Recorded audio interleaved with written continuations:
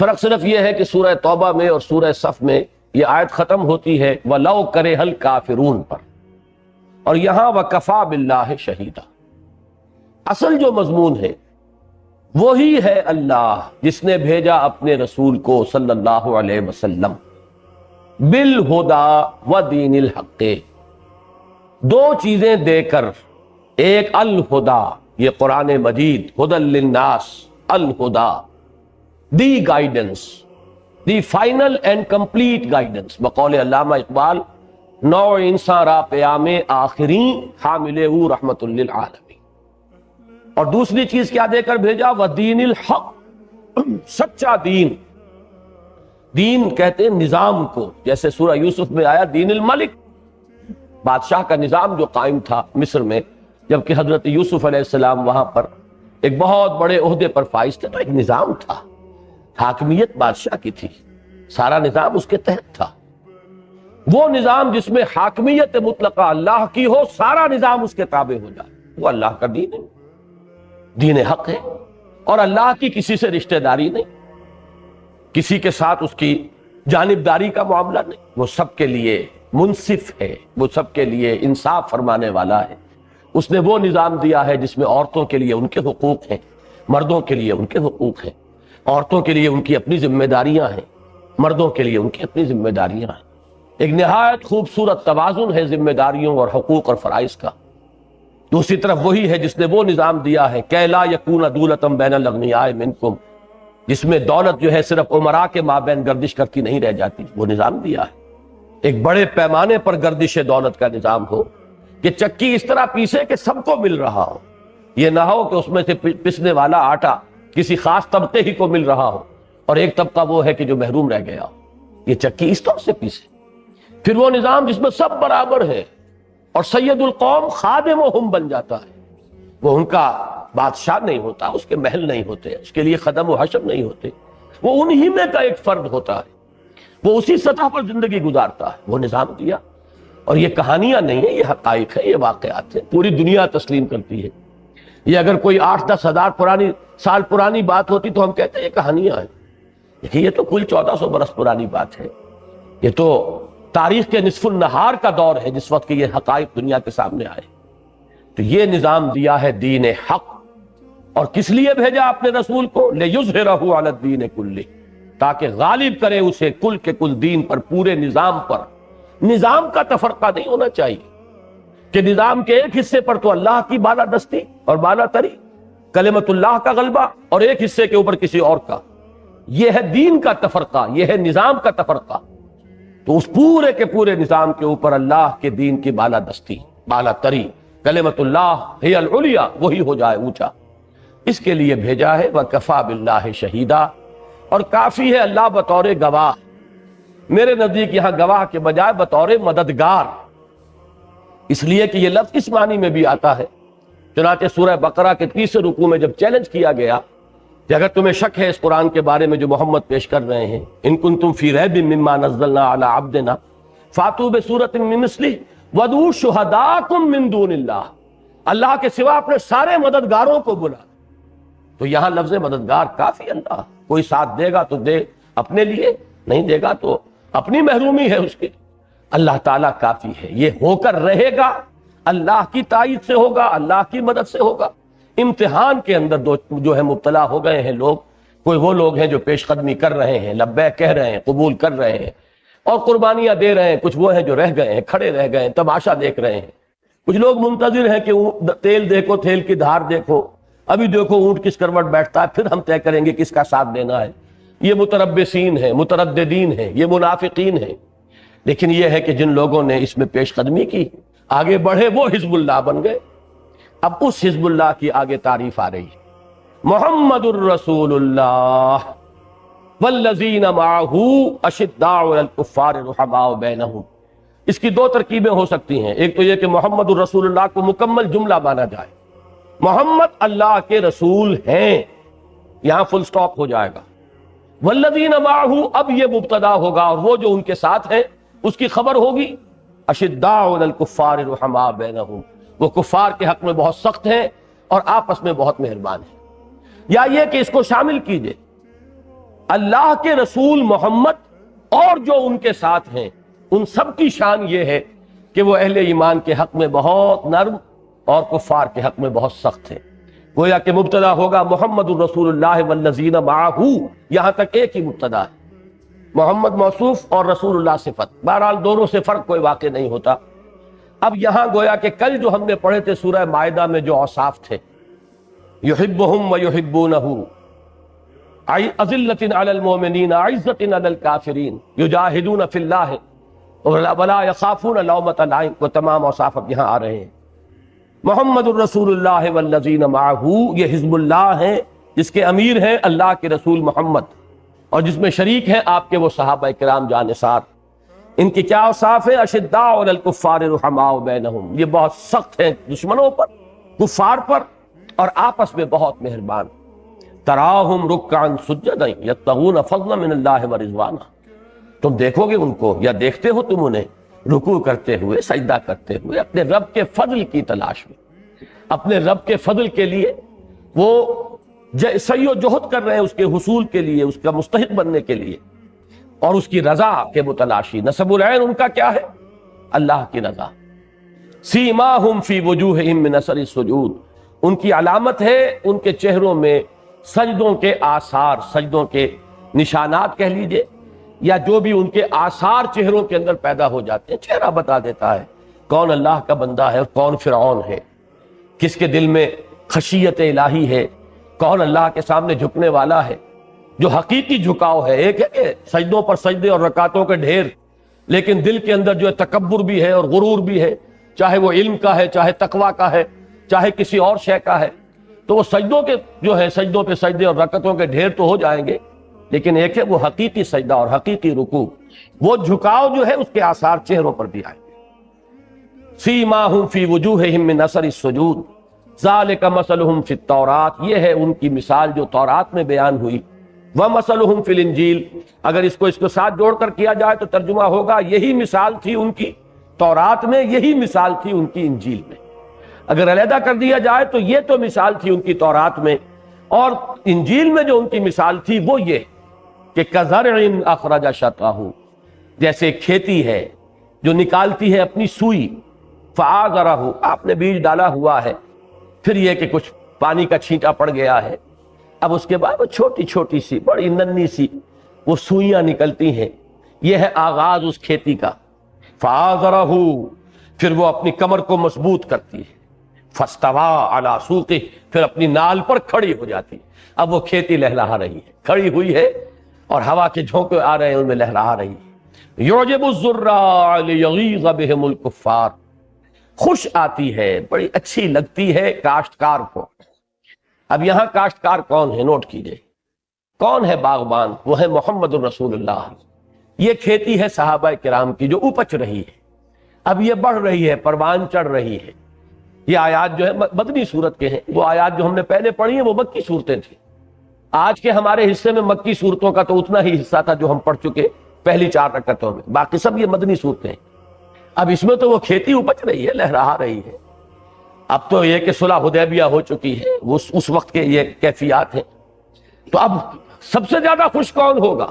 وہ باغبان جس نے خون پسینہ ایک کیا تھا مکے میں، ایک ایک پودا لگایا تھا، اس کی پھر آبیاری کی تھی، اس کی تربیت کی تھی، اس کا تزکیہ کیا تھا، اس کو سنوارا تھا، بنایا تھا، اس کے اندر وہ اوصاف پیدا کیے تھے، جیسے کہ کسی باغبان کو اپنے باغ کا ایک ایک پودا جو ہے نہایت عزیز ہوتا ہے، اور پودا جب پھل دے رہا ہو تو سب سے زیادہ خوشی اسی کو ہوگی۔ یعجب الزراع لیغیظ بہم الکفار، تاکہ اس سے دل جلے یا دل جلائے کفار کے، وہ کہ جو مخالف ہیں، معاند ہیں۔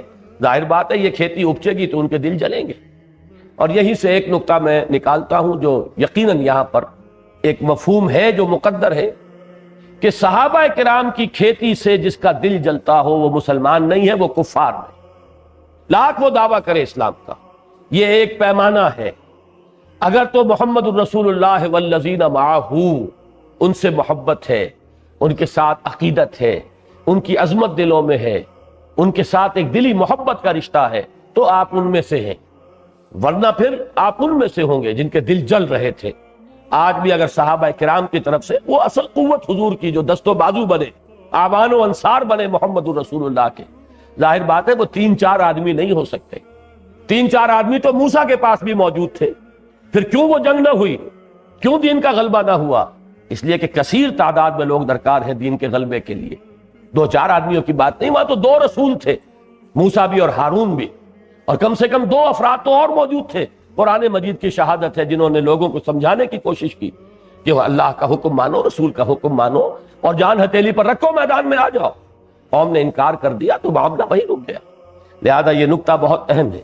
یعجب الزراع لیغیظ بہم الکفار وعد اللہ الذین آمنوا وعملوا الصالحات منہم مغفرۃ واجرا عظیما۔ اللہ نے وعدہ کیا ہے پختہ ان لوگوں سے جو ایمان لائے ہیں، جنہوں نے نیک عمل کیے، کہ اللہ تعالیٰ ان کے لیے مغفرت اور اجر عظیم دونوں کا وعدہ کر رہا ہے۔ اللہ تعالیٰ ہمیں بھی ان کے نقش قدم پر چلنے کی توفیق عطا فرمائے۔ سورۃ الحجرات کی 2 آیات نکال لیں، 14 اور 15۔ یہاں وہ جہاد کی اہمیت اور حقیقت جو ہمارے دین میں ہے وہ کھل کر آ جائے گی، اس لیے کہ یہ جو حزب اللہ جس کے اوصاف وہاں ہم نے پڑھ لیے، یہ حزب اللہ جو ہے، میں پھر عرض کروں گا کہ وہ بھکشوؤں کی جماعت نہیں تھی، وہ تو مجاہدین کی جماعت تھی۔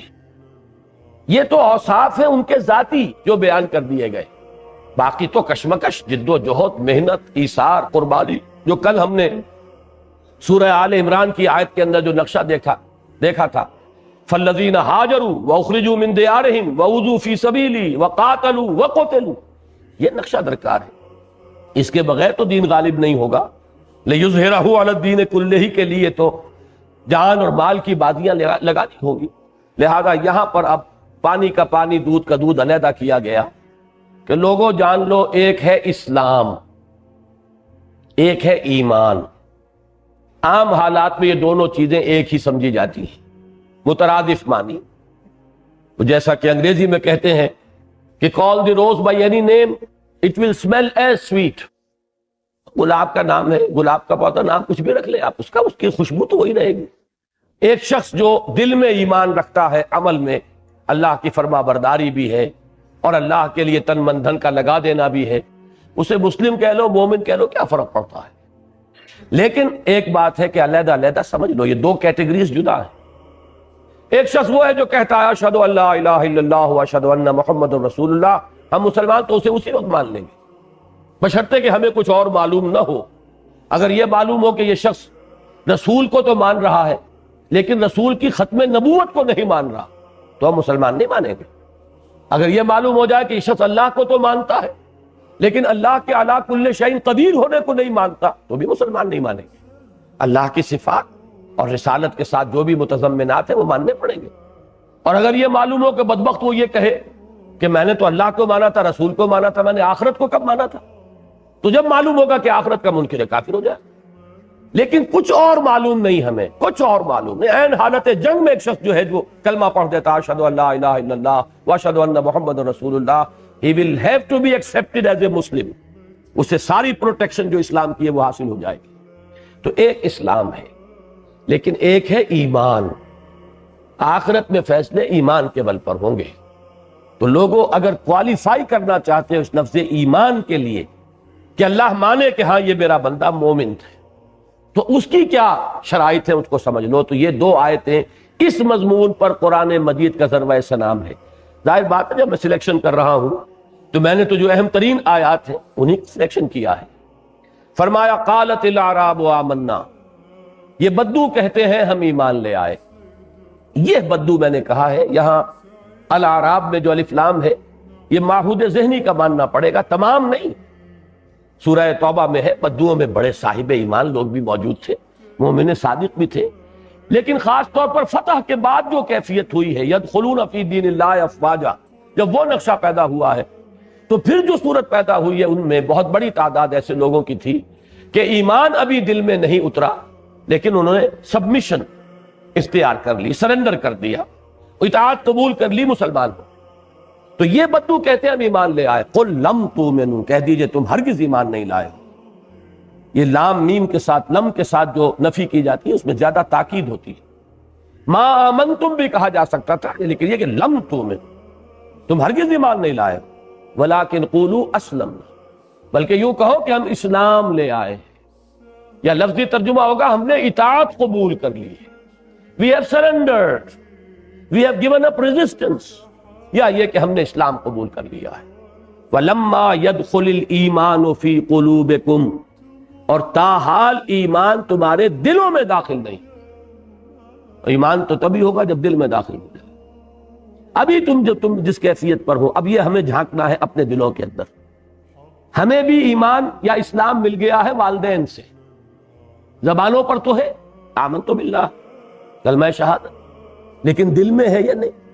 یہ تو آدمی اپنے دل میں خود ہی جھانک سکتا ہے، اپنے گریبان میں اپنے دلوں کو ٹٹول۔ لیکن ایک کیفیت ثابت ہو گئی کہ ہے، قرآن مجید کی یہ نص قطعی ہے کہ ایسی کیفیت ہو سکتی ہے کہ لساناً ظاہراً ایک شخص مسلمان مانا جائے اور اسے اللہ بھی مانے کہ ہاں تم مسلمان ہو، آگے آ جائے گا، لیکن یہ کہ ایمان اس کے دل میں داخل نہ۔ میں کیوں کہہ رہا ہوں کہ اللہ بھی مانے؟ اس لیے کہ آگے آ گیا وَإِن تُطِيعُوا اللَّهَ وَرَسُولَهُ، اگر تم اللہ اور اس کے رسول کی اطاعت کرتے رہو گے، لا یلدکم من اعمالکم شیئا، اللہ تمہارے اعمال میں کچھ کمی نہیں کرے گا۔ ظاہر بات ہے کہ اس کمی کو اگر اعمال کو تسلیم کیا جا رہا ہے تو مسلمان تو مانا گیا ان کو، اگر منافق مانا جاتا تو ان کا کوئی عمل قبول نہیں اللہ کی بارگاہ میں۔ تو یہاں منافق نہیں ہے جن کا ذکر ہو رہا ہے، ایسے لوگ ہیں جو نیک نیتی کے ساتھ، کو دھوکہ دینے کا، فساد کا ارادہ نہیں ہے، انہوں نے سبمیشن اختیار کی، انہوں نے سرنڈر کیا، انہوں نے اسلام قبول کر لیا، کوئی فریب کا ارادہ نہیں ہے، لیکن اس کے باوجود ابھی ایمان قلب کی گہرائیوں میں راسخ نہیں ہوا۔ ان اللہ غفور الرحیم، اللہ تعالیٰ غفور الرحیم ہے۔ تو میں یہ سمجھتا ہوں کہ ہم جو لوگ یہاں موجود ہیں کم سے کم اس کوالیفیکیشن کو تو پورا کر رہے ہیں۔ بہرحال چل کر یہاں جو لوگ آئے ہیں کچھ نہ کچھ لگاؤ ہے، کچھ نہ کچھ لگن ہے، دین کے ساتھ کو تعلق خاطر ہے، پھر بھی اپنے دلوں کو ٹٹولیے۔ اور اگلی اب آیت جو ہے وہ ہے فیصلہ کن۔ اگر کوئی شخص یہ چاہے، اور اللہ کرے کہ ہم میں سے ہر شخص چاہے کہ ہم صرف مسلم نہیں، ہم تو مومن بنیں گے، یہ جذبہ ابھرے، یہ آرزو ہو، بڑی آرزو ہے یہ آرزو اس شعر کے مصداق ہے کہ آرزو اول تو پیدا ہو نہیں سکتی، کہیں اور ہو جائے تو مر جاتی ہے یا رہتی ہے خام۔ یہ کبھی کبھی ابھرتی ہے قلب کے گہرائیوں سے، لیکن پھر دنیا کے مشاغل اور مصروفیات اور اپنے دھندے اور صبح شام کا ایک چکر، روٹین کا ایک چکر، وہ پھر ہمیں گم کر دیتا ہے، ہم اس کے اندر کھو جاتے ہیں۔ لیکن کبھی یہ جب ابھرتی ہے آرزو تو پھر اس کو پالنا چاہیے، اس کو پروان چڑھانا چاہیے۔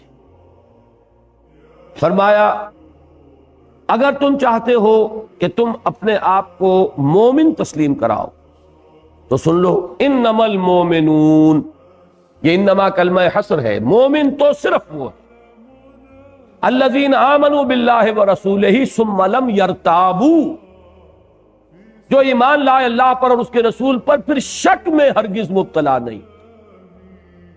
یہ واحد جگہ ہے قرآن مجید کی جہاں پر کہ ایمان کے بعد اس شرط کا اضافہ کیا، اور کہیں نہیں ہو۔ اس لیے کہ یہاں ایمان حقیقی کو اب ڈیفائن کرنا ہے، اسلام سے علیحدہ کیٹیگری بنا کر ایمان حقیقی کو ڈیفائن کرنا ہے۔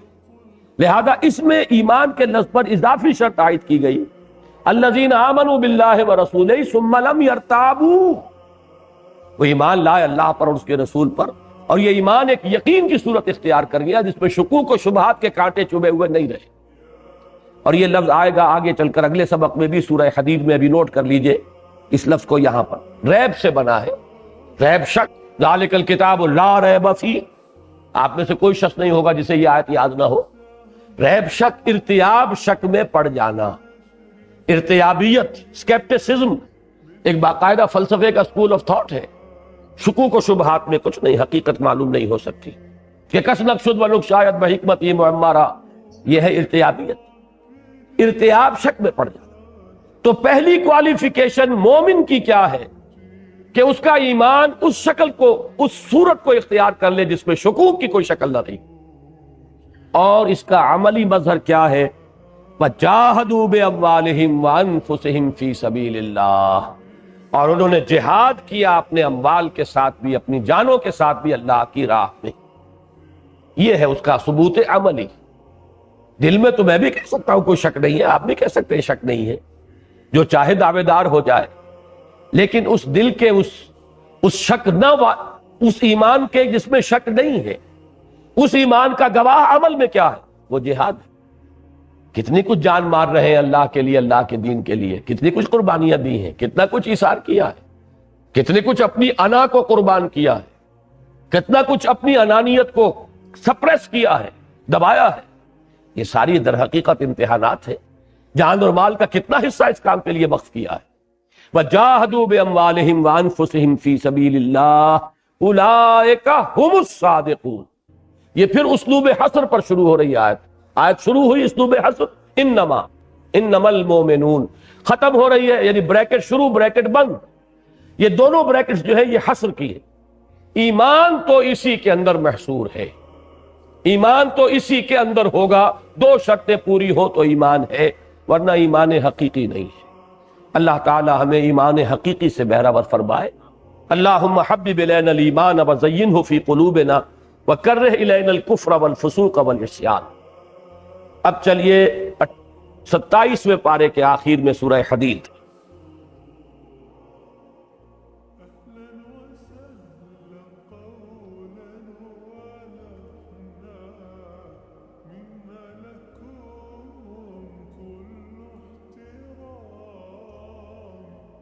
ساتویں آیت سے، اعوذ باللہ من الشیطان الرجیم، بسم اللہ الرحمن الرحیم۔ آمنوا باللہ ورسولہ،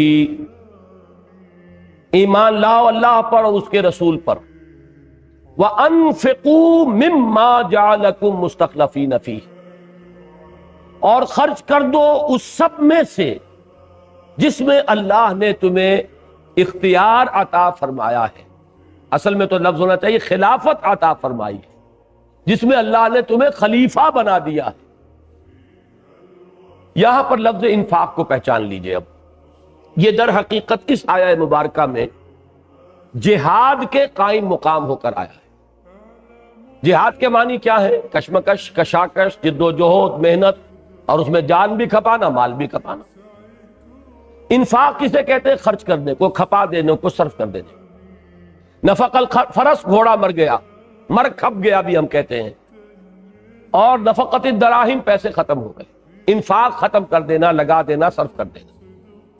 جو کچھ ہم نے تمہیں دیا ہے، اب دیکھیے اس قدر جامع الفاظ ہیں یہ۔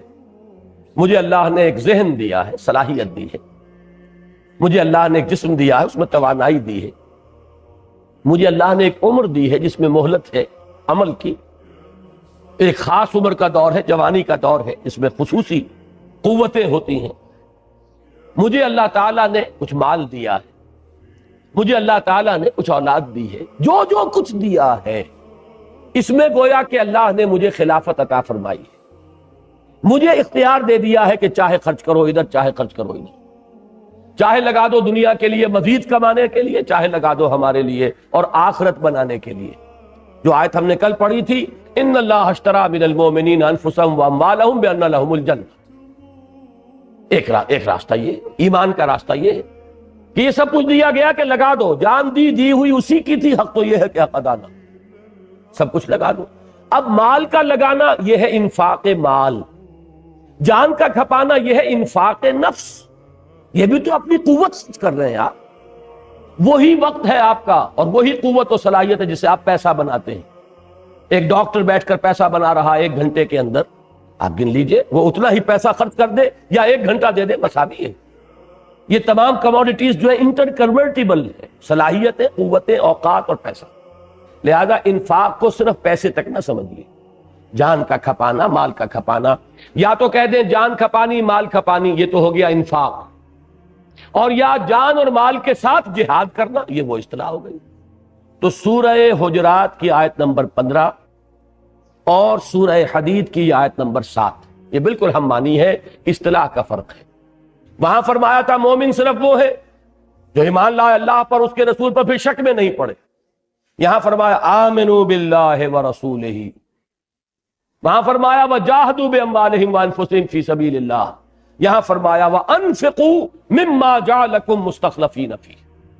دو تقاضے ہیں کامیابی کے، دو شرائط ہیں۔ فرمایا فالذین آمنوا منکم وانفقوا لہم اجر کبیر، تو جو تم میں سے یہ دو تقاضے پورے کر دیں، ایمان بھی لے آئیں، کھپا بھی دیں، خرچ بھی کر دیں، جان بھی مال بھی، ان کے لیے بہت بڑا اجر ہے۔ اب اس کے بعد دو آیتوں میں ڈانٹ پلائی ہے۔ تمہیں کیا ہو گیا ہے؟ تم ایمان کا دعویٰ کر رہے ہو، محبت رسول اور محبت خداوندی کے دعوے ہیں بڑے بلند بانگ۔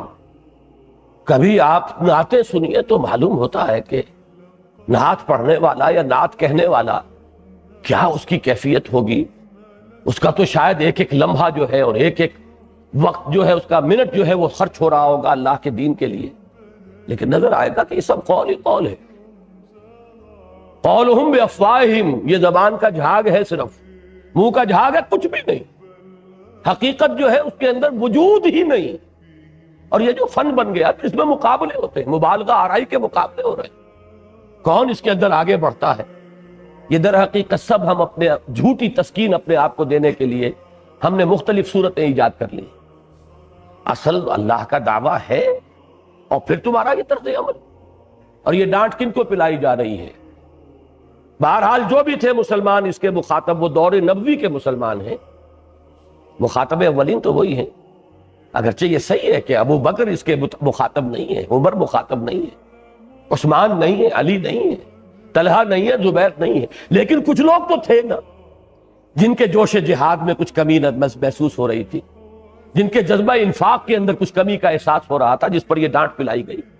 بہرحال کچھ لوگ تھے، اور ان میں سے ایک ایک شخص ہمارے اس وقت کے حال سے 1000 گنا بہتر، اللہ یہ کہ منافق ہی اس کو چھوڑ دیجئے، ورنہ یہ کہ جو بھی ہے اس کو ہمارے تو ضعیف سے ضعیف ایمان والے والا جو ہوگا اس وقت کا شخص، وہ ہمارے اعلیٰ سے اعلیٰ ایمان والے سے کتنا اونچا، ان سے کہا جا رہا ہے۔ تو اب اپنے اوپر ذرا قیاس کر لیجئے، کتاب دیگراں چہ رسد، ہمارا معاملہ کیا ہوگا؟ وَمَا لَكُمْ لَا تُؤْمِنُونَ بِاللَّهِ، تمہیں کیا ہو گیا ہے، اللہ پر ایمان کیوں نہیں رکھتے؟ وَالرَّسُولُ يَدْعُوكُمْ لِتُؤْمِنُوا بِرَبِّكُمْ، حالانکہ رسول تمہیں بلا رہے ہیں، پکار رہے ہیں کہ ایمان رکھو، اعتماد کرو، توکل کرو اپنے رب پر۔ وَقَدْ أَخَذَ مِيثَاقَكُمْ إِن كُنتُم مُؤْمِنِينَ، اور اگر تم حقیقتاً مومن ہو تو اللہ تم سے عہد لے چکا، اور اقرار تو ہو چکا، یہ جان تمہاری ہے ہی نہیں، یہ مال تمہارا ہے ہی نہیں۔ ان اللہ اشترى من المؤمنین انفسهم واموالهم بان لهم الجنہ، اگر تم مومن ہو تو سوچو کہ تم تو دے چکے، گویا کہ تم تو ہاتھ دھو چکے اپنے آپ سے اور واش کر چکے اپنے ہینڈز، اپنے ہاتھ جو ہے تم نے گویا کہ یہاں پر توڑوا دیے، دے چکے ہو اللہ کو قول و قرار اگر تم مومن ہو۔ اس کے بعد رہنمائی بھی کر دی کہ اگر کہیں ایمان کی کوئی کمزوری محسوس ہو رہی ہے تو کدھر رجوع کریں، کہاں جائیں، کہاں سے وہ ایمان کے استحکام اور ایمان کی تقویت کا سامان فراہم کریں، یہ جن سے نایاب کس دکان سے ملتی ہے اس کی بھی نشاندہی کروا دی۔ هو الذی ينزل على عبده آیات بینات لیخرجکم من الظلمات الى النور، وہی ہے پروردگار تمہارا لارڈ، تمہارا مالک، تمہارا رب، جو نازل فرما رہا ہے اپنے بندے پر صلی اللہ علیہ وسلم یہ آیات بینات، یہ روشن آیات قرآن مجید کی، تاکہ نکالے تمہیں اندھیروں سے روشنی کی طرف۔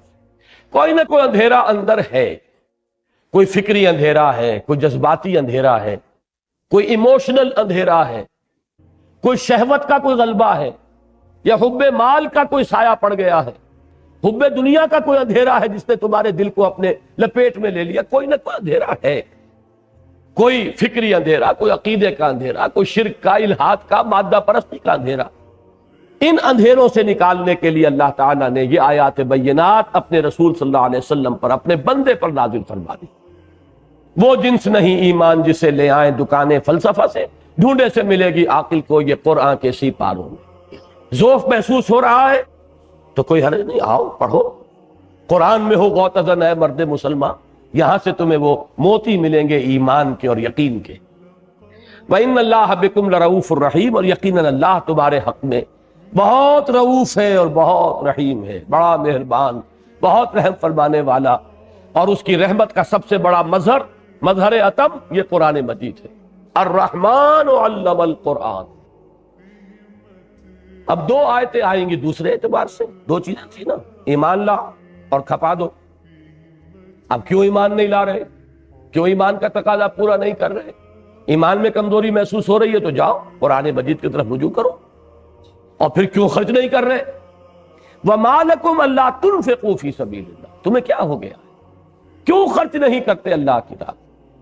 اور یہ خرچ پھر ذہن میں رکھیے، جان اور مال دونوں کو، انفاق مال اور بذل نفس۔ بذل کے معنی بھی خرچ کرنا ہے، بذل نفس، اپنے نفس کو لگانا، کھپانا، انویسٹ کرنا۔ کیوں نہیں کر رہے؟ کیا وجہ ہے؟ کیوں یہ طبیعت میں ہچکچاہٹ ہے؟ وَمَا لَكُمْ أَلَّا تُنْفِقُوا فِي سَبِيلِ اللَّهِ وَلِلَّهِ مِيرَاثُ السَّمَاوَاتِ وَالْأَرْضِ، حالانکہ آسمانوں اور زمین کی وراثت بالآخر تو اللہ ہی کے لیے ہے۔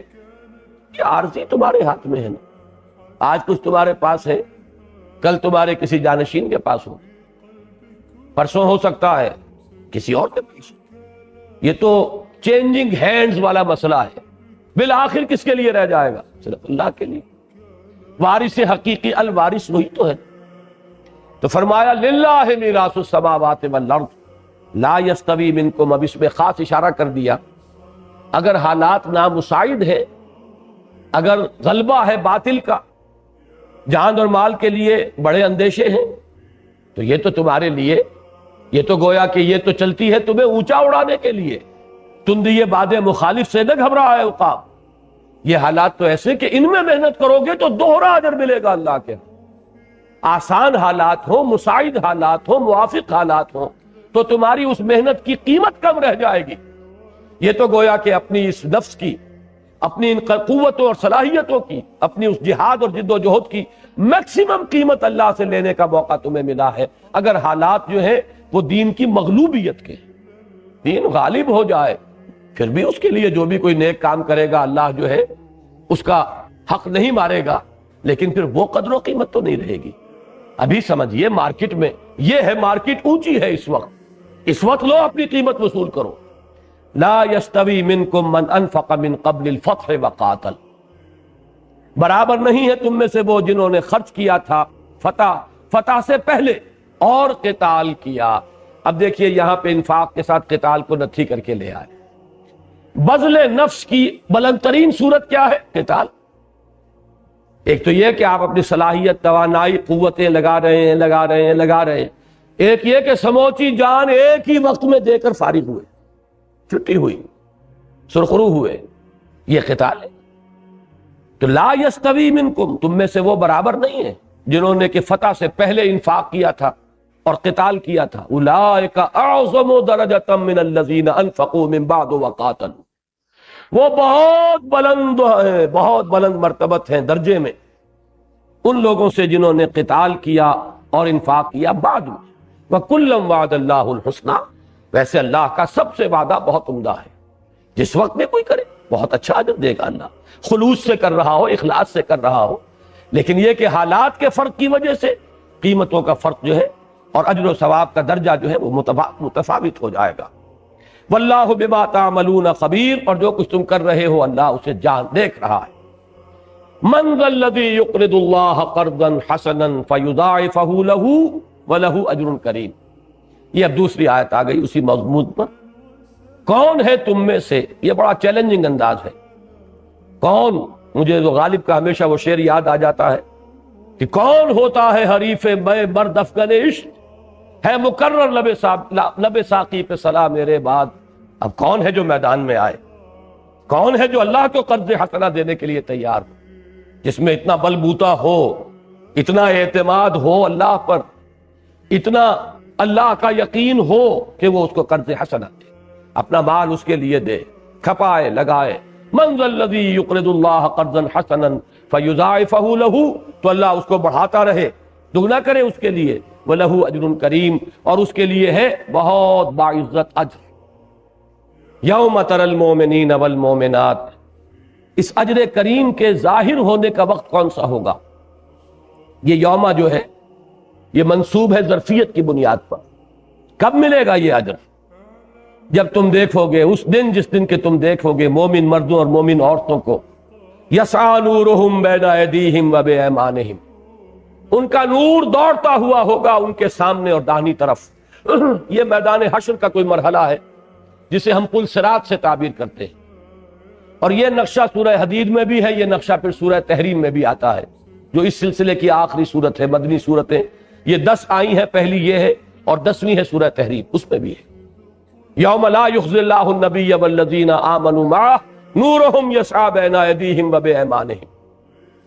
اس کا جو بھی مطلب سمجھ میں آیا ہے وہ میں عرض کر رہا ہوں۔ ویسے تو یہ آیات متشابہات میں سے ہے، اس وقت کا نقشہ ہم اس وقت سمجھ نہیں سکتے، لیکن محسوس ہوتا ہے کہ یہ ایمان حقیقی جو ہے اس کا محل یہ قلب ہے۔ اس قلب سے وہ روشنی پھوٹے گی قیامت کے دن، وہ نور، اور اعمال صالحہ کا کمانے والا یہ داہنا ہاتھ ہے۔ جو بھی نیک اعمال کمائے ہیں اس کی کوئی نیکی ہے جو ہمارے اندر جذب ہو رہی ہے، ہمارے باطن میں اس وقت وہ ظاہر نہیں ہو رہی، قیامت میں ظاہر ہو جائے۔ ایمان نور ہے، جیسا کہ ہم نے کل پڑھا، اللہ نور السماوات والارض مثل نورہ کمشکاۃ فیہا مصباح، وہ نور ہے لیکن اس وقت وہ نور ظاہر نہیں ہو رہا۔ قیامت میں اس وقت اس مرحلے پر ایسا ہوگا کہ جن کے پاس وہ ایمان ہے ان کا نور آگے کی طرف، اور جو اعمال صالحہ ہیں ان کا نور داہنی طرف، آگے آگے۔ اور یہ پل صراط کا کوئی مرحلہ ہے جسے ہم پل صراط کہتے ہیں، جس پر سے گزارا جائے گا تمام ان لوگوں کو جو دنیا میں مسلمان شمار ہوتے تھے، جن میں گڑبڑ تھے، مومن صادق بھی اور منافق بھی ملے جلے تھے دنیا میں۔ یہاں اب چھلنی لگانی ہے کہ مومن صادق جو ہے وہ نکل جائے، اور جو وہ منافق ہیں ٹھوکریں کھا کر گرے اور جہنم کے اندر ان کا جو ہے وہ انجام۔ یہ نقشہ ہے جس دن کہ تم دیکھو گے مومن مردوں اور مومن عورتوں کو دوڑتا ہوا ہوگا ان کا نور ان کے آگے اور ان کے داہنی طرف۔ بشراکم الیوم جنات تجری من تحتہا الانہار، کہہ دیا جائے گا اس دن، بشارت دی جائے گی، کہا جائے گا آج تمہارے لیے بشارت ہے ان باغات کی جن کے دامن میں ندیاں بہتی ہیں، خالدین فیہا، اس میں تم ہمیشہ ہمیش رہو گے۔ ذالک ھو الفوز العظیم، یہی ہے بہت بڑی کامیابی۔ اب وہ جو چھلنی لگانی مقصود ہے اس کا دوسرا پہلو، آپ چھلنے لگاتے ہیں نا کہ 1 انچ اوپر کی بجری جو ہے وہ اوپر رہ جائے گی اور چھوٹی نیچے نکل جائے گی، یہ چھلنی ہے وہ پل صراط کی۔ جن کے پاس وہ ایمان کی اور اعمال صالحہ کی روشنی ہے وہ اس گپ اندھیرے میں راستہ دیکھتے ہوئے گزر جائیں، اور جن کے پاس نہیں ہے ٹھوکریں کھاتے ہوئے گر کے رہ جائیں گے۔ البتہ پکاریں گے ذرا اپنے ان مسلمان اہل ایمان ساتھیوں کو جو دنیا میں تو ساتھ ہی تھے۔ یوم یقول المنافقون والمنافقات للذین آمنوا انظرونا نقتبس من نورکم، جس دن کے کہیں گے منافق مرد اور منافق عورتیں اہل ایمان سے، ذرا مہلت دو، ذرا رکو، ہم بھی تمہاری روشنی سے استفادہ کر لیں۔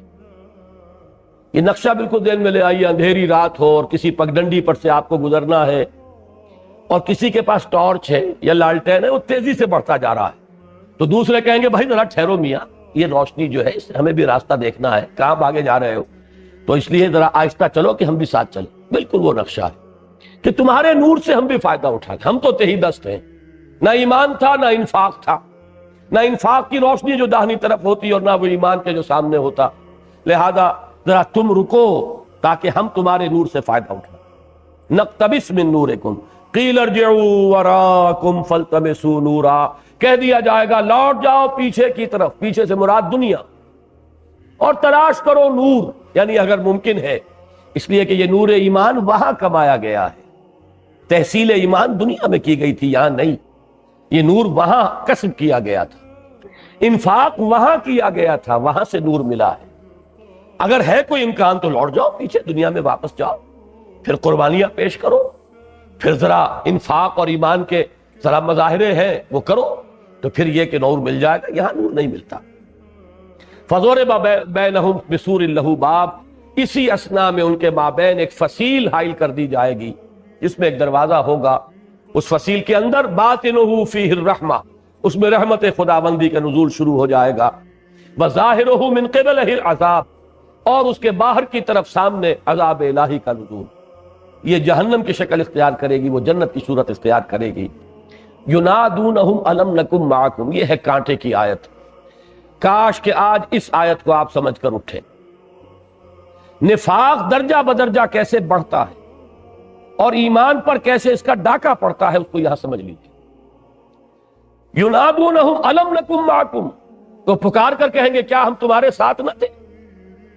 دنیا میں تو عبداللہ ابن ابی کندھے سے کندھا ملا کر کھڑا ہوتا تھا ابو بکر صدیق سے رضی اللہ تعالیٰ عنہ، صف اول میں حاضر ہوتا تھا، چودھری تھا بڑا، کھڑا ہو کر کہا کرتا تھا جمعے کے روز یا کبھی خطبہ حضور کو دینا ہوتا تھا، لوگوں ان کی بات توجہ سے سنو، یہ اللہ کے رسول ہے، اپنی چودراہٹ کے مظاہرے کے لیے۔ تو دنیا میں تو ساتھ تھے، گڑبڑ تھے۔ الم نکم معکم، کیا ہم تمہارے ساتھ نہ تھے؟ قالوا بلا، اب وہ جواب دیں گے کیوں نہیں تھے تو ہمارے ساتھ۔ اب یہاں سے بات شروع ہوئی، وَلَٰكِنَّكُمْ فَتَنْتُمْ أَنفُسَكُمْ وَتَرَبَّصْتُمْ، مگر تم نے اپنے آپ کو فتنوں میں ڈالا اور تربص میں، گو مگو میں مبتلا ہو گئے۔ ان دو الفاظ کو سمجھنے کے لیے کل کی آیت سورہ توبہ کی 24ویں نمبر آیت جو کل ہم پڑھ چکے ہیں، قُلْ إِنْ كَانَ آبَاؤُكُمْ وَأَبْنَاؤُكُمْ وَإِخْوَانُكُمْ وَأَزْوَاجُكُمْ وَعَشِيرَتُكُمْ وَأَمْوَالٌ اقْتَرَفْتُمُوهَا وَتِجَارَةٌ تَخْشَوْنَ كَسَادَهَا وَمَسَاكِنُ تَرْضَوْنَهَا أَحَبَّ إِلَيْكُم مِّنَ اللَّهِ وَرَسُولِهِ وَجِهَادٍ فِي سَبِيلِهِ فَتَرَبَّصُوا۔ میں نے کہا تھا تربص کے لفظ کو نوٹ کیجئے، وہ تربص کا لفظ یہاں آ گیا۔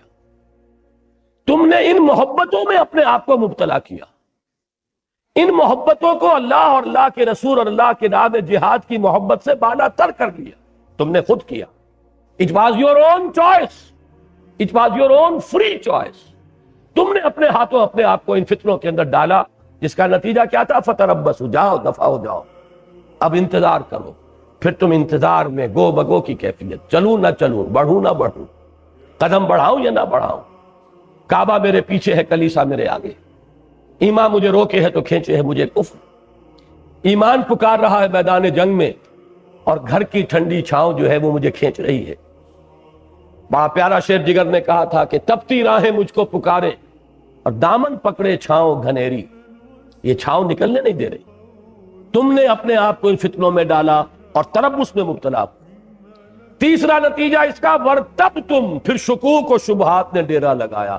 یہ وہ لفظ آ گیا ارتیاب، ایمان کی کچھ پونجی تھی تو اب ان میں شکوک و شبہات کے کانٹے چبھ گئے، اس لیے کہ عمل سے ایمان بڑھتا ہے، بے عملی سے ایمان کے اندر ضعف اور کمی پیدا ہوتی چلی جائے گی۔ یہ دو چیزیں جو ہیں یہ لازم و ملزوم ہیں، ایمان ہوگا، عمل ہوگا، پھر یہ عمل ایمان کو تقویت دے گا، ایمان بڑھے گا پھر اور عمل ہوگا، وہ عمل مزید پھر مزید ایمان میں اضافہ کرے گا۔ یہ ایک سپائرل ہے، یہ سپائرل جو ہے یا تو جائے گا اوپر کی طرف، جیسے وہ زینے ہوتے ہیں چکر والے کہ ہر چکر کے ساتھ آپ اوپر جا رہے ہیں، ایمان بھی اور عمل بھی، اور یا پھر یہ وہ وشس سرکل بن جائے گا کہ عمل کی کمی ایمان پر ریفلیکٹ ہوگی، اس میں کمی آئے گی، یہ ایمان کی کمی مزید عمل کو اور کم کر دے گی، یہ عمل کی مزید کمی مزید ایمان کو اور کھور دے گی، برف کو وہ اور پگھل جائے گا، یا ادھر یا ادھر۔ اور سورہ نساء کا ایک مقام ہے جہاں پر ان چیزوں کو خوب واضح کیا گیا ہے۔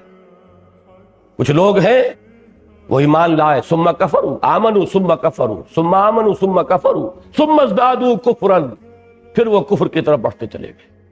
تو فرمایا تیسرا قدم ورتبتم، چوتھا قدم وغرتکم الامانی، تمہیں دھوکہ دیا خواہشات نے۔ اور یہ امانی کا لفظ قرآن مجید کی ایک ٹرم ہے، یہود اور نصارہ کا یہ قول، نحن ابناء اللہ واحباؤہ لن تمسنا النار الا ایاما معدودہ، ہم تو اللہ کے چہیتے ہیں، لاڈلے ہیں، ہمیں کیا ڈر، اور ہمیں تو آگ چھو ہی نہیں سکتی، چھوئے گی بھی تو چند دن، جس کے بارے میں قرآن کہتا ہے تلک امانیہم قل ہاتوا برہانکم ان کنتم صادقین۔ یہ ان کی خوشنما آرزویں ہیں، وشفل تھنکنگ ہے، یہ امانی ہے۔ پھر انسان کو دھوکہ دیتا ہے امانی۔ اللہ بڑا نکتہ نواز ہے، اللہ بڑا ہی غفور ہے، بڑا رحیم ہے، بخشنے والا ہے، خطاؤں سے درگزر فرمانے والا ہے، اور یہ کہ بہرحال کچھ بھی ہے آخر کلمہ گو ہے، جو کچھ بھی ہے لیکن تیرے محبوب کی امت میں ہے۔ یہ امانی کہ اس کی وجہ سے بھی ہمارا کوئی کریڈٹ ہے، ہمیں ہمارا کوئی کلیم بنتا ہے، یہ چیزیں اور لوری دے دے کر تھپک تھپک کر سلاتی ہے کہ خواب سے بیدار ہوتا ہے ذرا محکوم، اگر پھر سلا دیتی ہے اس کو حکمراں کی ساحری، اور وہ بدبخت شیطان آخر میں آیا غرتکم الامانی حتی جاء امر اللہ وغرکم باللہ الغرور، اور تمہیں خوب دھوکہ دیا اللہ پر اس دھوکے باز نے. یہ غرور غین کی زبر کے ساتھ ہے، انتہائی دھوکے باز یعنی شیطان لعین. وہ لوری دے دے کر تھپک تھپک کر سلاتا ہے، پرواہ نہیں. تم حرام خوری کر رہے ہو تو کیا ہے، تم نے مسجد کو چندے بھی تو دے رکھے ہیں نا، تم نے یہ سب بلیک مارکیٹنگ سے کمایا تو کیا ہے، آخر داتا دربار پر چادریں بھی تو تمہاری چڑھائی ہوئی ہے، کہاں چلی جائیں گی؟ ان میں سے ایک ایک جو ہے وہ تمہارے کام آنے والی ہے. تم نے فلاں نے کیا بھی تو کی ہوئی ہے، اس پر تکیہ ہے، اس پر بھروسہ ہے. اور پھر یہ کہ چلو کچھ بھی ہے، اللہ تو بڑا بخشنے والا ہے، اس کی رحمت کے امیدوار بنو. کچھ بھی ہو لیکن آخر کسی کی امتی ہو تو کیا اس کی شفاعت تمہیں نہیں مل جائے؟ یہ ہے وہ دغا باز کہ خواب سے بیدار ہوتا ہے ذرا محکوم اگر، پھر سلا دیتی ہے اس کو حکمراں کی سائے. یہاں پر ایک لفظ اور آیا تھا بیچ میں، حتی جاء امر اللہ. اس آیت میں بھی کیا تھا، فتربصوا حتی یاتی اللہ بامرہ واللہ لا یہدی القوم الفاسقین. اگر وہ 8 محبتیں تمہارے دل پر زیادہ قبضہ کر چکی ہے ان 3 محبتوں سے، تو جاؤ دفع ہو جاؤ، انتظار کرو یہاں تک کہ اللہ اپنا فیصلہ سنا دے. اور اللہ ایسے فاسقوں کو ہدایت نہیں دیتا. اس آیت کی روشنی میں اس آیت کو سمجھیں گے تو یہ نفاق کے موضوع پر قرآن مجید کی عظیم ترین آیت ہے. یہ درجہ بدرجہ نفسیاتی طور پر یہ کس طرح انسان پستی میں گرتا ہے، کس طرح یہ پسپائی ہو رہی ہے، یہ اسپائرل بیکورڈ جو چل رہا ہے اس میں کون کون سے مراحل آتے ہیں. اس کے بعد اس کا انجام کیا ہے، فَالْيَوْمَ لَا يُؤْخَذُ مِنْكُمْ فِدْيَةٌ، تو آج کے دن نہ تم سے کوئی فدیہ قبول کیا جائے گا، وَلَا مِنَ الَّذِينَ كَفَرُوا، اور نہ ان کافروں سے. یعنی دنیا میں تم مسلمانوں کے ساتھ، اہل ایمان کے ساتھ گڑبڑ تھے، اب یہاں چھلنی لگ گئی. اہل ایمان تو ہو گئے، اپنا نور لے کر گئے، اب تمہارا انجام ہوگا یہاں کافروں کے ساتھ. فَالْيَوْمَ لَا يُؤْخَذُ مِنْكُمْ فِدْيَةٌ وَلَا مِنَ الَّذِينَ كَفَرُوا مَأْوَاكُمُ النَّارُ، تم سب کا ٹھکانہ آگ ہے، ہِیَ مَوْلَاكُمْ. قرآن مجید میں کہیں کہیں طنز بھی ہے، وہ معلوم ہوتا ہے کہ طنز بھی ادب کی ایک صنف ہے. وہی تمہاری حمایتی ہے، مددگار ہے، غم خار ہے. اب اس آگ ہی سے کوئی دکھ درد کرنا ہو تو اسی سے کرو.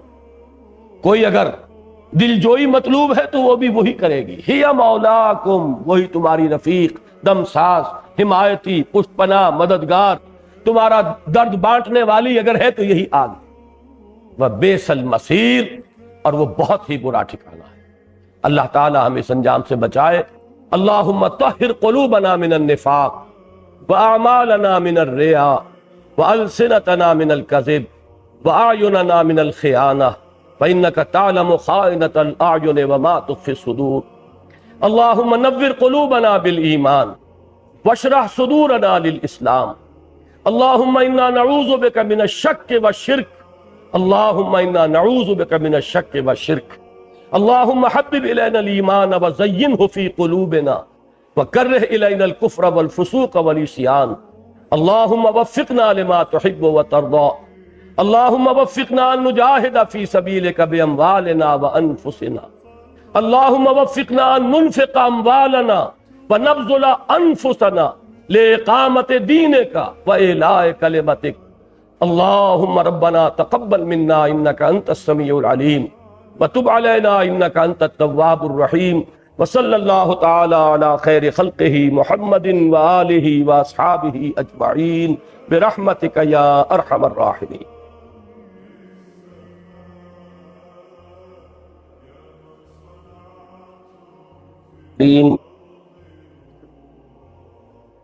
آئندہ 4 رکعتوں میں انشاءاللہ پہلی رکعت میں سورہ حدید ہی کی 3 آیات ہم پڑھیں گے. آیات نمبر 22، 23، 24 اور 25، گویا کہ 5 آیات. اور اس کے بعد بقیہ 3 رکعتوں میں پوری سورہ صف انشاءاللہ العزیز. تو پہلے سورہ حدید کی یہ 27ویں پارے کی آخری صورت ہے، اسی کی 9 آیات ہم پہلے پڑھ چکے ہیں. اب اسی کی 22ویں آیت. اعوذ باللہ من الشیطان الرجیم، بسم اللہ الرحمن الرحیم. ما صاب من مصیبت فی الارض ولا فی انفسکم الا فی کتاب من قبل ان نبراها ان ذلک علی اللہ یسیر لکی لا تعصوا علی ما فاتکم ولا تفرحوا بما آتاکم واللہ لا يحب كل مختال فخور الذین یبخلون ویأمرون الناس بالبخل ومن يتول فإن اللہ هو الغنی الحمید لقد ارسلنا رسلنا بالبينات وانزلنا معهم الكتاب والميزان ليقوم الناس بالقسط وانزلنا الحديد فيه بأس شديد ومنافع للناس وليعلم الله من ينصره ورسله بالغيب ان الله قوي عزيز صدق الله العظيم۔ ہماری اب تک کی جو گفتگو چلی آ رہی ہے، جو سورہ حجرات کی آیت نمبر 15 کے حوالے سے دو تقاضے، ایمان لاؤ جیسا کہ ایمان لانے کا حق ہے، جس میں شکوک و شبہات کے کانٹے چبھے ہوئے نہ ہوں۔ نمبر 2، جہاد کرو، اللہ کی راہ میں کھپاؤ اس میں اپنی جانیں بھی اور اپنے مال بھی۔ جو لوگ یہ دو شرطیں پوری کریں وہی حقیقتاً مومن ہیں، وہی حقیقتاً سچے ہیں۔ اولئک ھم الصادقون۔ سورہ حدید کے ابتدا میں آیا وہی دو تقاضے، آمنوا باللہ ورسولہ وانفقوا مما جعلکم مستخلفین فیہ فالذین آمنوا منکم وانفقوا لہم اجر کبیر۔ اب یہ جو 4 آیات ہیں، ان میں سے پہلی 3 آیات میں تو انہی جو انفاق مال اور بذل نفس کے راستے کی جو رکاوٹیں ہیں، جو خطرات ہیں، جو خدشات ہیں، ان کی طرف اشارہ کیا گیا، ان کی حقیقت کھول کر دکھا دی گئی کہ ان سے خائف نہ ہو، یہ صرف تمہاری آزمائش کے لیے۔ اور آخری آیت جو ہے تیسرے رکوع کی آخری، وہ کلائمیکس ہے اس پوری بحث کا، اور قرآن مجید کی سب سے زیادہ انقلابی آیت ہے۔ انقلاب کے موضوع پر یہ قرآن مجید کا ذروہ سنام ہے، چوٹی۔ اس میں ہدف معین کیا گیا۔ ہدف کیا ہے؟ یہ انفاق مال اور بذل نفس کس مقصد کے لیے کرنا ہے؟ یہ جہاد بالمال بالنفس کس مقصد کے لیے درکار ہے؟ آخری منزل اس کی کیا ہے؟ اس کے ذرائع درمیانی تو ہوں گے، دعوت ہے، تبلیغ ہے، تنظیم ہے، تربیت ہے، تزکیہ ہے، لیکن یہ سب کس لیے؟ اس کی تعیین، اس ہدف، دنیا کے اندر اس جد و جہد کا جو ہدف ہے، اس کی تعیین اس آیہ مبارکہ سے ہوگی۔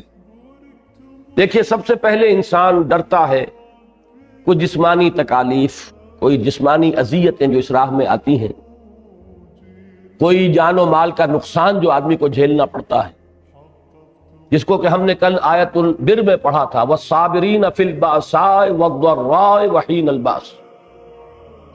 پہلے تو اس کے ضمن میں فرمایا مَا صَابَ مِن مُّصِيبَةٍ إِلَّا بِإِذْنِ اللَّهِ فِي الْأَرْضِ وَلَا فِي أَنفُسِكُمْ إِلَّا فِي كِتَابٍ مِّن قَبْلِ أَن نَّبْرَأَهَا۔ نہیں پڑتی کوئی پڑھنے والی، کوئی مصیبت، کوئی تکلیف، کوئی آپ کے لیے ناگوار صورتحال، کوئی آپ کے لیے ناپسندیدہ صورت واقع نہیں ہو سکتی، نہ تمہاری جانوں میں نہ زمین میں۔ یعنی زمین میں بڑے پیمانے پر کوئی ابتلا، آزمائش، کوئی زلزلہ، کوئی سیلاب، کوئی قحط، اور تمہاری جانوں میں کوئی بیماری، کوئی تکلیف، کوئی اذیت، کوئی جو بھی حضرت بلال کے ساتھ ہو رہا تھا یا حضرت خباب کے ساتھ ہو رہا تھا، جو بھی کچھ ہوتا ہے، ما صاب من مصیبت فی الارض ولا فی انفسکم الا فی کتاب من قبل ان نبراها، مگر یہ کہ وہ موجود ہے ایک کتاب میں درج، اس سے پہلے کہ ہم اسے ظاہر کریں، اسے دنیا میں ہم اس کو پیدا کریں۔ یہ باری جو ہے اللہ کا نام ہے، الباری، الخالق البارئ المصور، یہ نبراہا اس سے بنا ہے۔ یعنی جو بھی واقعہ اس دنیا میں ظہور پذیر ہوتا ہے، علم خداوندی میں وہ ازل سے موجود ہے۔ یہ کتاب وہی ہے ام الکتاب، یہ علم خداوندی کی کتاب ہے جس میں ہر شے ازل سے موجود ہے، ابد تک کا تمام معاملہ، ایک ایک شے یہ علم خداوندی کی شے ہے۔ لہذا جو کچھ ہو رہا ہے وہ اللہ کے علم کے بغیر، اس کے اذن کے بغیر نہیں ہے۔ ان ذالک علی اللہ یسیر، یہ اللہ پر بہت آسان ہے۔ یعنی اللہ کے علم کا یہ احاطہ ہمارے لیے اس کا تصور محال ہے۔ لیکن اللہ کی شان کو سامنے رکھو تو اس کے لیے اس کے تو شایان شان ہی یہ ہے کہ اس کا علم اتنا کامل ہو کہ عالم ما کان و ما یکون ہو اور آنے واحد میں وہ علم موجود ہو. لِكَيْ لَا تَأْسَوْا عَلَىٰ مَا فَاتَكُمْ. اب اس کا نتیجہ جو نکلنا چاہیے وہ کیا ہے؟ اس کو تو آدمی فوراً قبول کر لے گا کہ ہاں یہ تو ایمان کا تقاضا ہے، واقعتاً یہ تو بات درست ہے، صحیح ہے، لیکن نتیجہ کیا نکلنا چاہیے؟ تاکہ تم افسوس نہ کیا کرو اس پر جو تم سے چھوٹ جائے، جاتا رہے، فوت ہو جائے، موقع ہاتھ سے نکل گیا، کوئی اور شے آپ کے ہاتھ سے جاتی رہی، کوئی عزیز فوت ہو گیا، کوئی آپ کا مال جو ہے جاتا رہا، اس کا نقصان ہو گیا. مہاجرین کو بیٹھے ہوئے خبریں آتی تھی مدینے کے اندر کہ آج ہمارے گھر بار لوٹ لیے گئے. وہ سارے گھر کا سامان جو ہے وہ اس کو جمع کر کے اور اس کو اب راس المال بنایا گیا اس قافلے کے لیے جو ابو سفیان لے کر جا رہے تھے، اور جسی کے سلسلے میں پھر غزوہ بدر واقع ہوا ہے. خبریں سن رہے ہیں، میری دنیا لٹ رہی تھی اور میں خاموش تھا. یہ سب در حقیقت نتیجہ کس کا ہے؟ کہ جو کچھ ہو رہا ہے میرے رب کے اذن کے بغیر تو نہیں ہو رہا، اور اگر یہ میرے رب کی طرف سے ہے تو ہر چے ساقی ماں ریخت عین الطاف است، نہ شود نصیب دشمن کے شود ہلاک تیغت، سرے دوستا سلامت کے تو خنجر آزمائے. جب میرے رب کی طرف سے ہے تو سرے تسلیم خم. لِكَيْ لَا تَأْسَوْا عَلَىٰ مَا فَاتَكُمْ وَلَا تَفْرَحُوا بِمَا آتَاكُمْ. اور جو اللہ تمہیں دے دے اس پر اطراء نہ کرو، اس لیے کہ جیسا کہ سورۃ الفجر میں حافظ صاحب نے بھی ترجمے کے دوران وضاحت کی تھی، یہ دونوں حالتیں امتحان کی ہیں، ابتلا کی ہیں، آزمائش کی ہیں. اگر کچھ دیا ہے تو یہ عزت نہیں ہے، یہ بھی ایک امتحان ہے. وہاں بھی جس نے کہا کہ ربی اکرمن، اس نے دھوکہ کھایا. کہیں تنگی آ گئی، تکلیف آ گئی تو یہ ذلت نہیں ہے. جس نے کہا ربی اہانن، اس نے دھوکہ کھایا. یہ دونوں صورتیں ابتلا کی ہیں، آزمائش کی ہیں، تمہیں جانچا جا رہا ہے، پرکھا جا رہا ہے. لِكَيْ لَا تَأْسَوْا عَلَىٰ مَا فَاتَكُمْ وَلَا تَفْرَحُوا بِمَا آتَاكُمْ وَاللَّهُ لَا يُحِبُّ كُلَّ مُخْتَالٍ فَخُورٍ. اور اللہ کو بالکل پسند نہیں ہے وہ لوگ کہ جو شیخی خورے، اترانے والے، فخر کرنے والے ہیں.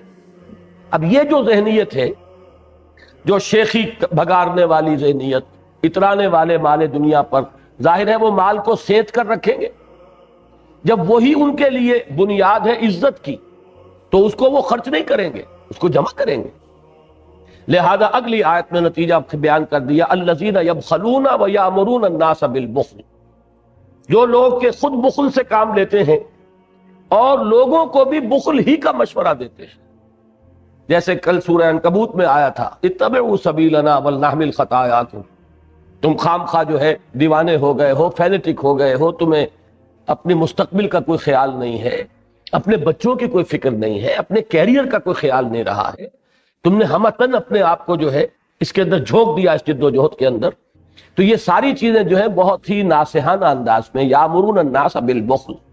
بھائی سب کچھ لگا نہیں دینا چاہیے، کچھ سنبھال کے بھی رکھنا چاہیے، کچھ آڑے وقت کے لیے بھی ضرورت ہوتی ہے. وَمَن يَتَوَلَّ فَإِنَّ اللَّهَ هُوَ الْغَنِيُّ الْحَمِيدُ.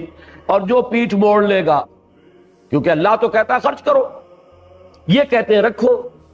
اسی سے تو عزت ہے. 4 پیسے ہوں گے تو تمہاری دنیا میں عزت ہوگی. 4 پیسے ہوں گے، مال اسباب نظر آئے گا تو تمہاری بیٹیوں کے رشتے آئیں گے، ورنہ کون تمہاری بیٹیوں کو پوچھے گا؟ جب تک یہ شان و شوکت نہیں ہوگی، یہ ساز و سامان اپنے گھروں میں نہیں رکھو گے، جو آئیں کو دیکھ بھال کرنے والے انہیں نظر آئے یہاں پر رونق، تبھی تو کوئی تمہاری بچیوں کو پوچھے گا، ورنہ کون پوچھے گا؟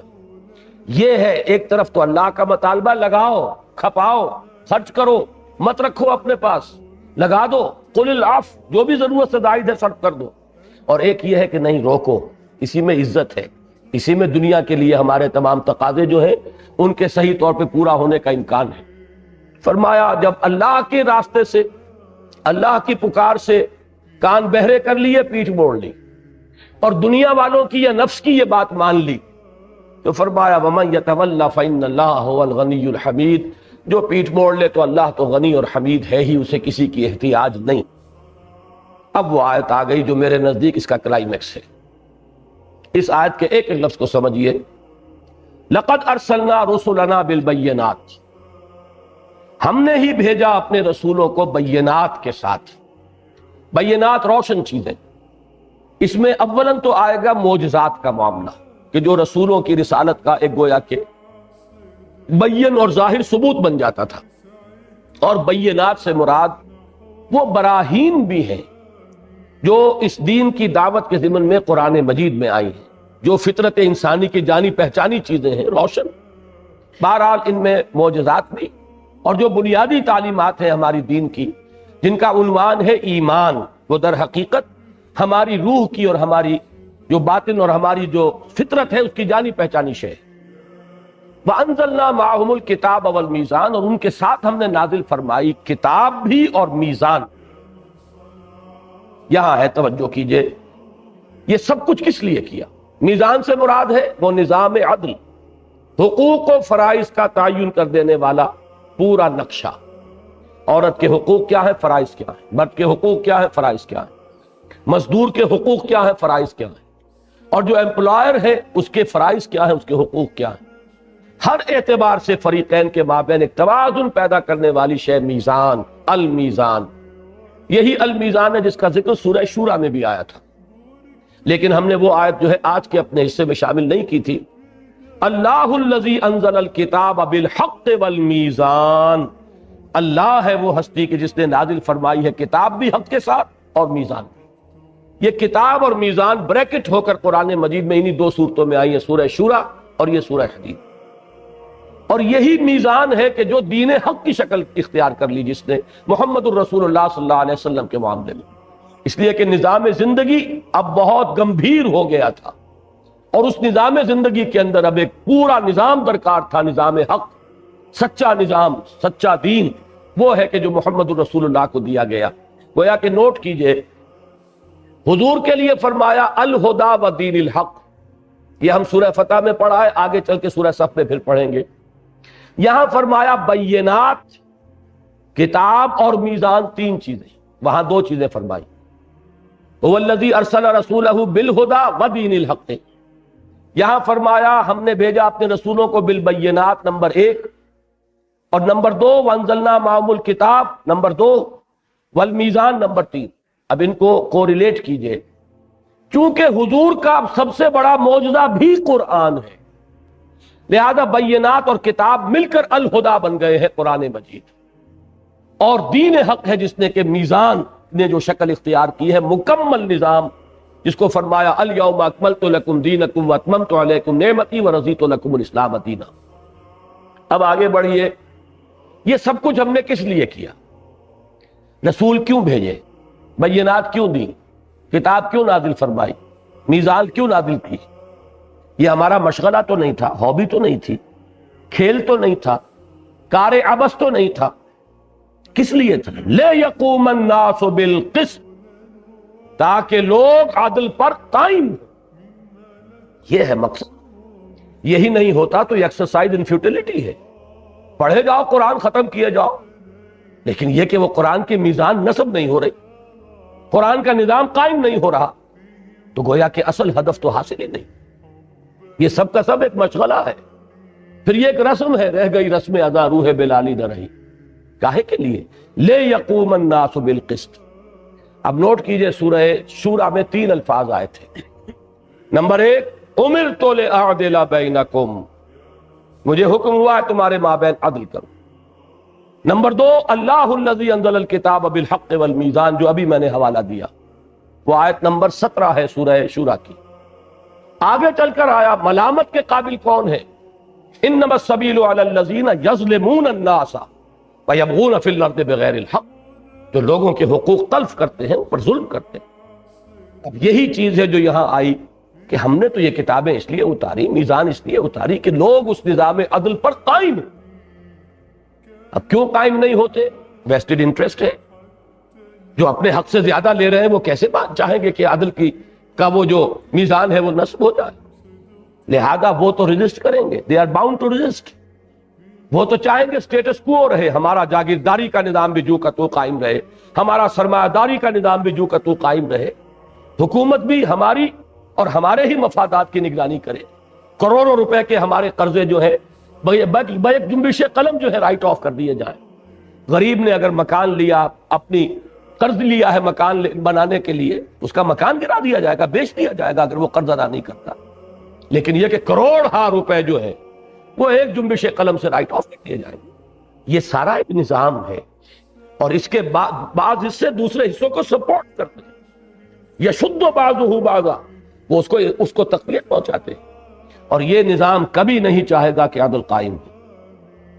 دعوت سے، دلیل سے، برہان سے، واعظ سے، نصیحت سے ایک چھوٹی سی اقلیت مان لے گی بات، وہ آپ کے گرد جمع ہو جائے گی۔ اب ایک ہی راستہ رہ گیا، اس اقلیت کو جمع کرو، اس کو طاقت بناؤ، اس کو بل دے کر کوڑا بناؤ، اور اس کوڑے کو مارو اس باطل کے اوپر تاکہ وہ اس کا بھیجا نکال دے۔ اس کے سوا کوئی راستہ نہیں۔ اکثریت کبھی نہیں آئے گی، کبھی اکثریت نہیں آئی۔ انقلاب کا عمل ہمیشہ ایک اقلیت کے ہاتھوں رونما ہوتا ہے۔ اکثریت جو ہے وہ تو آپ نے دنیا میں لفظ سنا ہے بارہا، سائلنٹ میجورٹی ہوتی ہے، اور سائلنٹ میجورٹی انہی لوگوں کے چشم و ابرو کے اشاروں پر حرکت کرتی ہے جو at the helm of affairs ہے، اور وہ وہی ہے کہ جو جاگیردار اور سرمایہ دار اور زمیندار اور مختلف دار جو ہیں، وہ جو بیٹھے ہوئے ہیں، جن کے پاس جن کے وہ پاور بیسز ہیں، وہ ان کے اوپر مسلط ہے۔ لہذا آپ ایک ہی راستہ دیکھیے، قرآن مجید نے وہ سارا گیپ فل کر کے اس کے ایک جمپ میں فرمایا وَأَنزَلْنَا الْحَدِيدَ، ہم نے لوہا بھی اتارا ہے، فِيهِ بَأْسٌ شَدِيدٌ، اس میں جنگ کی صلاحیت ہے۔ یہ لوگ دلیل سے کبھی بات ماننے والے نہیں، ان میں سے ایک وہ اقلیت ہوتی ہے جو نکل آتی ہے۔ ابو بکر نکل آئے، اسی طبقے میں سے تھے، عمر اسی طبقے کے فرد تھے، حمزہ اسی طبقے کے فرد تھے، لیکن یہ کہ ایک اقلیت نکلتی، اکثریت نہیں مانتی۔ اس اقلیت کو اب منظم کر کے حزب اللہ بنا کر، بٹ کر، کوڑا بنا کر، اسے وہ صورت شمشیر ہے دست قضا میں وہ قوم، وہ صورت شمشیر جو ہے اس کو استعمال کیا جائے، اور پھر یہ کہ جد بغو اس باطل کا بھیجا نکالا جائے۔ اس کے لیے لوہے کی طاقت ہاتھ میں لیں، وَأَنزَلْنَا الْحَدِيدَ فِيهِ بَأْسٌ شَدِيدٌ، اس میں جنگ کی صلاحیت ہے، وَمَنَافِعُ لِلنَّاسِ، لوگوں کے لیے کچھ اور فائدے بھی ہیں۔ میں کہا کرتا ہوں کبھی کبھی وہ چمٹا اور پھکنی اور توا اور پرات بھی اس سے بن جاتی تھی، اب تو ان میں سے کافی چیزیں ایلیمینیٹ ہوتی جا رہی ہیں ہمارے باورچی خانے کے، وہ پورا نظام جو نیا آ رہا ہے، پھکنی کا تو کہیں اب تصور رہا ہی نہیں غریب کا، چمٹا بھی شاید ہی کہیں رہ گیا ہو۔ بہرحال یہ چیزیں بھی تھیں جو بن جاتی تھی، لیکن اصل مقصد کیا ہے؟ وَلِيَعْلَمَ اللَّهُ مَن يَنصُرُهُ وَرُسُلَهُ بِالْغَيْبِ، اور تاکہ اللہ دیکھ لے کہ کون ہے اس کے وفادار بندے جو مدد کرتے ہیں اس کی بھی اور اس کے رسولوں کی بھی، غیب میں ہونے کے باوجود یا بن دیکھے۔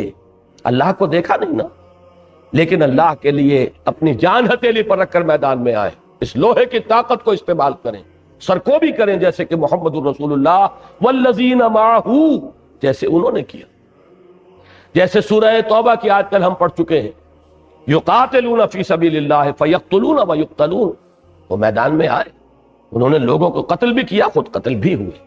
ان اللہ قوی عزیز، یقیناً اللہ تعالی خود قوی ہے، خود عزیز ہے، چاہے تو آنے واحد میں یہ باطل کے نظام کو بلیا بیچ کر دے، لیکن پھر کیسے معلوم ہوگا کہ اس کے وفادار بندے کون سے ہیں؟ کیسے ظاہر ہوگا کہ کس میں کتنی کچھ وفاداری تھی اللہ کے ساتھ، کس میں کتنی کچھ محبت تھی اللہ کے ساتھ اور اس کے رسول کے ساتھ، کس کے ہاں وہ ترازو جو ہے وہ ان تین محبتوں کی طرف جھکی ہوئی تھی، اللہ کی محبت اور رسول کی محبت اور اللہ کی راہ میں جہاد کی محبت، کیسے پتہ چلے؟ یہ سب آزمائش ہے، اللہ دیکھ رہا ہے اس کے وفادار بندے اور اس کے وہ بے وفا بندے، وہ صرف دودھ پینے والے مجنو کہ جو نام لینے کے لیے تو بڑے محب رسول بھی ہیں اور محب خدا بھی ہیں، لیکن اس کے لیے کوئی قربانی دینے کو تیار نہیں، یہ اس کے لیے چھلنی لگا دی گئی ہے۔ اب آئیے سورہ صف، سورہ صف کے بارے میں یہ بات جان لیجئے کہ یہ در حقیقت اسی ایک آیہ مبارکہ کی شرح ہے، یہ آیت نمبر 25 جو سورہ حدید کی ہے اس کی شرح ہے۔ یہی وجہ ہے کہ یہ آیت بھی ختم ہوگی نصرت خدا اور نصرت رسول کے ذکر پر۔ کون ہے میرا مددگار اللہ کی راہ میں، بنو اللہ کے مددگار، جیسے یہ آیت ختم ہوئی تھی وَلِيَعْلَمَ اللَّهُ مَن يَنصُرُهُ وَرُسُلَهُ بِالْغَيْبِ، اللہ دیکھنا چاہتا ہے کون ہے اس کے وہ بندے جو لوہے کی طاقت کو ہاتھ میں لے کر اس کی اور اس کے رسولوں کی مدد کے لیے میدان میں آ جاتے ہیں۔ یہاں پر بھی وہی بات نظر آئے گی، اور وہ آیت اس کی مرکزی آیت ہے، وہ تو چونکہ تمام رسولوں کے لیے بات آئی، لَقَدْ أَرْسَلْنَا رُسُلَنَا بِالْبَيِّنَاتِ وَأَنزَلْنَا مَعَهُمُ الْكِتَابَ وَالْمِيزَانَ لِيَقُومَ النَّاسُ بِالْقِسْطِ، حضور کے لیے یہ آیت جو ہے یہی مضمون اس صورت میں ہے هو الذی ارسل رسولہ بالہدی ودین الحق لیظہرہ علی الدین کلہ۔ اب سورہ صف کو پڑھ لیجئے، ذرا جلدی سے چلنا ہوگا ہمیں۔ پہلی 4 آیات تمہیدی ہیں، وہی ڈانٹ ڈپٹ کا انداز، جیسے کہ سورہ حدید میں تھا تمہیں کیا ہو گیا ہے، کیوں اللہ پر یقین نہیں رکھتے، تمہیں کیا ہو گیا، اللہ کی راہ میں کیوں خرچ نہیں کرتے، وہی انداز یہاں ہے۔ سبح للہ ما فی السماوات و ما فی الارض، تسبیح کرتی ہے اللہ کی ہر وہ شے جو آسمانوں میں ہے اور ہر وہ شے جو زمین میں ہے، وہو العزیز الحکیم، اور وہ زبردست ہے کمال حکمت والا۔ یا ایھا الذین آمنوا لم تقولون ما لا تفعلون، اہل ایمان، اے ایمان کے دعوے دارو، کیوں کہتے ہو جو کرتے نہیں۔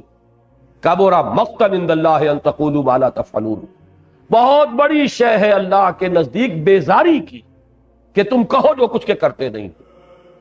اور چوتھی آیت میں بات کھول کے رکھ دی، جو میں نے کہا تھا کہ جو اس کوچے میں قدم رکھے سنبھل کر رکھے، سوچ سمجھ کر رکھے، جس کو ہو جانو دل عزیز اس کی گلی میں جائے کیوں، اور بیٹھے کہیں اپنے پاس، یہاں آنا ہے تو جان لو ان اللہ یحب الذین یقاتلون فی سبیلہ صفا کانہم بنیان مرصوص۔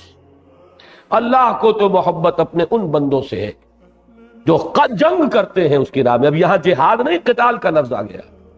جہاد تو وسیع اصطلاح ہے، دعوت و تبلیغ میں بھی محنت صرف ہو رہی ہے تو جہاد ہے، تصنیف و تالیف میں ہو رہی ہے تو جہاد ہے، قلم سے جہاد، زبان سے جہاد، اپنے نفس سے جہاد، یہ سب جہاد ہے۔ قتال معین لفظ ہے، یہاں لفظ قتال آیا ہے۔ اللہ کو تو محبت اپنے ان بندوں سے ہے جو اس کی راہ میں جنگ کرتے ہیں صف باندھ کر، گویا کہ سیسا پلائی ہوئی دیوار ہیں، یہ محاورہ ہے۔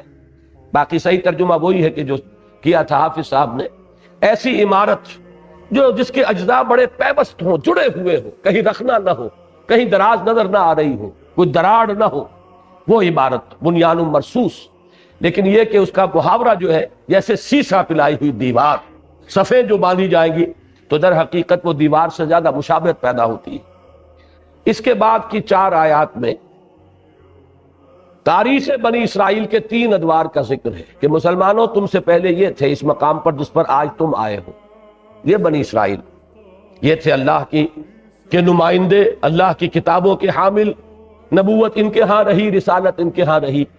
انہوں نے جب قول و عمل میں تضاد روا رکھا اور ایمان کے تقاضوں کو ادا نہ کیا تو اللہ نے راندہ درگاہ کر دیا۔ اب انہیں ہٹا کر اللہ نے تمہیں یہ منصب عطا فرمایا۔ پہلا دور حضرت موسیٰ کے ساتھ ان کا طرز عمل، وَإِذْ قَالَ مُوسَىٰ لِقَوْمِهِ يَا قَوْمِ لِمَ تُؤْذُونَنِي وَقَدْ تَعْلَمُونَ أَنِّي رَسُولُ اللَّهِ إِلَيْكُمْ۔ اور یاد کرو جب کہ کہا تھا موسیٰ نے اپنی قوم سے، اے میری قوم کے لوگوں کیوں مجھے تکلیف دے رہے ہو، درا حال ہے کہ تم جانتے ہو کہ میں اللہ کا رسول ہوں تمہاری طرف۔ فَلَمَّا زَاغُوا أَزَاغَ اللَّهُ قُلُوبَهُمْ، جب وہ ٹیڑھے ہو گئے تو اللہ نے ان کے دلوں کو بھی ٹیڑھا کر دیا۔ وَاللَّهُ لَا يَهْدِي الْقَوْمَ الْفَاسِقِينَ، اللہ ایسے فاسقوں کو زبردستی ہدایت نہیں دیتا۔ دوسرا دور وَإِذْ قَالَ عِيسَى ابْنُ مَرْيَمَ يَا بَنِي إِسْرَائِيل، اور یاد کرو جب کہ کہا عیسیٰ ابن مریم نے، 1300 برس کا فصل ہے اس میں موسیٰ اور عیسیٰ کے درمیان علیہ الصلوۃ والسلام۔ 1300 برس کے بعد پھر آخری رسول آ رہے ہیں امت بنی اسرائیل کے۔ اب جو آخری رسول بعد میں آئے ہیں وہ تو ہے پورے تمام سلسلہ نبوت و رسالت کے خاتم، لیکن یہ کہ سلسلہ بنی اسرائیل کے انبیاء کے آخری کڑی حضرت عیسیٰ۔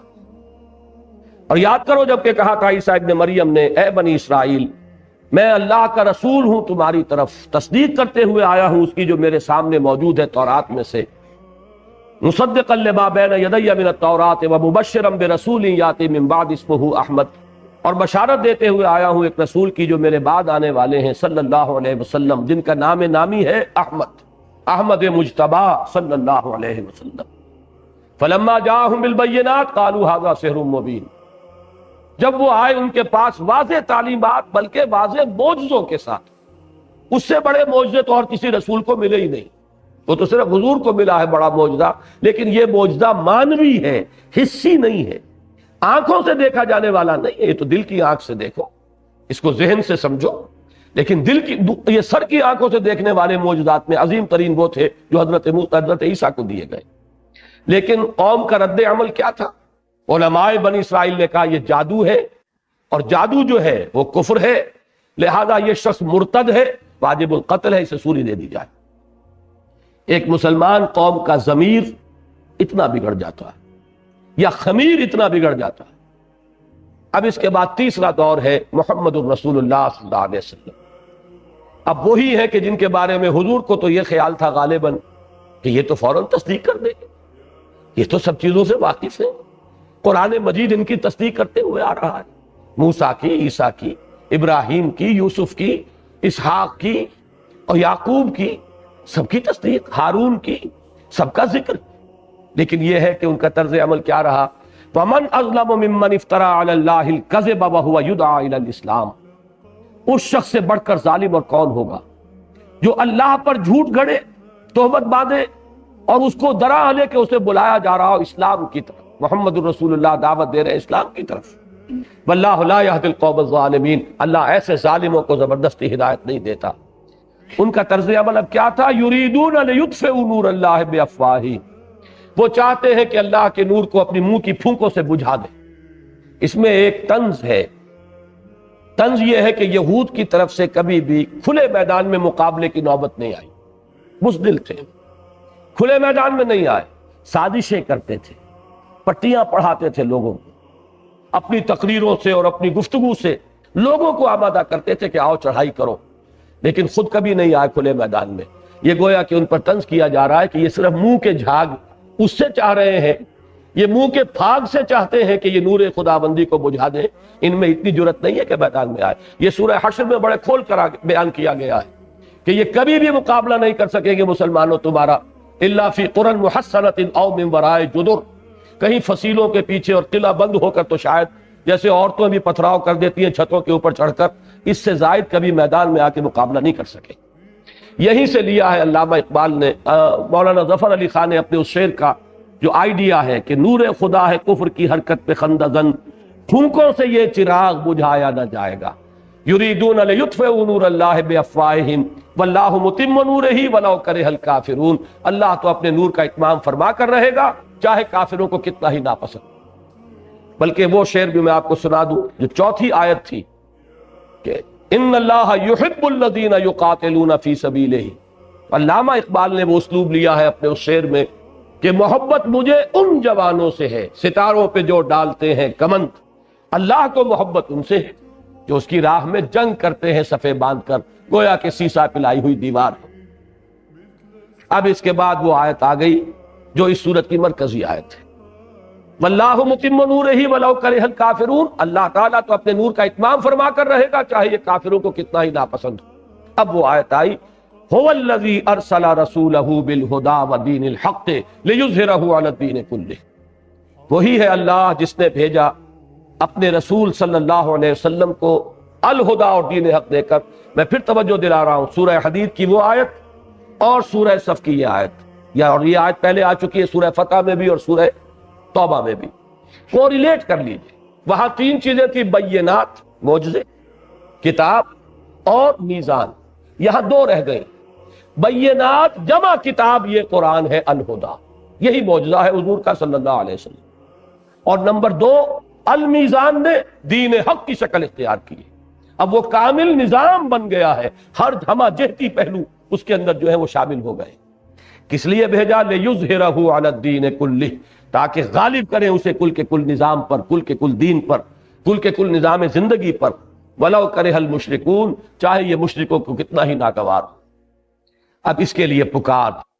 اب تک تو بات آئی تھی نا، کلمہ خبریہ آیا تھا، مومن تو صرف وہ ہے جو ایمان رکھیں یقین والا، شکوک و شبہات والا نہیں، اور جہاد کریں اللہ کی راہ میں، اپنے جان اور مال کھپائیں.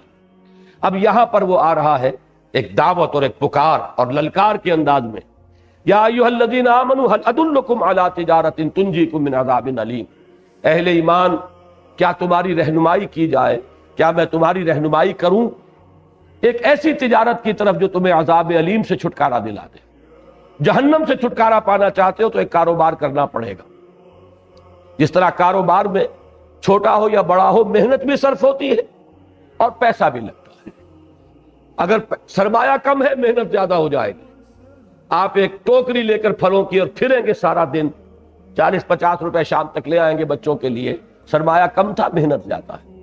سرمایہ بڑھے گا، ریڑھی لگ جائے گی، اب محنت کم ہو گئی، بوجھ اب گردن پر نہیں ہے. اور سرمایہ بڑھے گا، کھوکھا لگ جائے گا. اور سرمایہ بڑھے گا، بڑی شاندار دکان ہوگی. اور سرمایہ بڑھے گا، امپورٹ ایکسپورٹ کا دھندا ہوگا. لیکن یہ کہ یہ دو چیزیں ہمیشہ، سرمایہ اور محنت، وہی سرمایہ اور محنت لگاؤ گے اللہ کے دین کے لیے تو جہنم سے چھٹکارا ملے گا. تجارت تو وہ بھی ہے، تجارت یہ بھی ہے. یہاں کی تجارت میں تمہیں کچھ منفعت چاہیے، اور اس تجارت کا فائدہ یہ ہے کہ جہنم سے چھٹکارا پا جاؤ گے. هل ادلکم علی تجارت تنجیکم من عذاب علیم تؤمنون باللہ ورسولہ، ایمان پختہ رکھو اللہ پر اور اس کے رسول پر. وتجاہدون فی سبیل اللہ باموالکم وانفسکم، اور جہاد کرو اللہ کی راہ میں اپنی جانوں کے ساتھ، اپنے اموال کے ساتھ. ذالکم خیر لکم ان کنتم تعلمون، یہی تمہارے لیے بہتر ہے اگر تم سمجھو. وہ بہتری کیا ہے؟ اب اس کی وضاحت آ رہی ہے. یغفر لکم ذنوبکم، تمہاری خطاؤں سے درگزر فرمائے گا.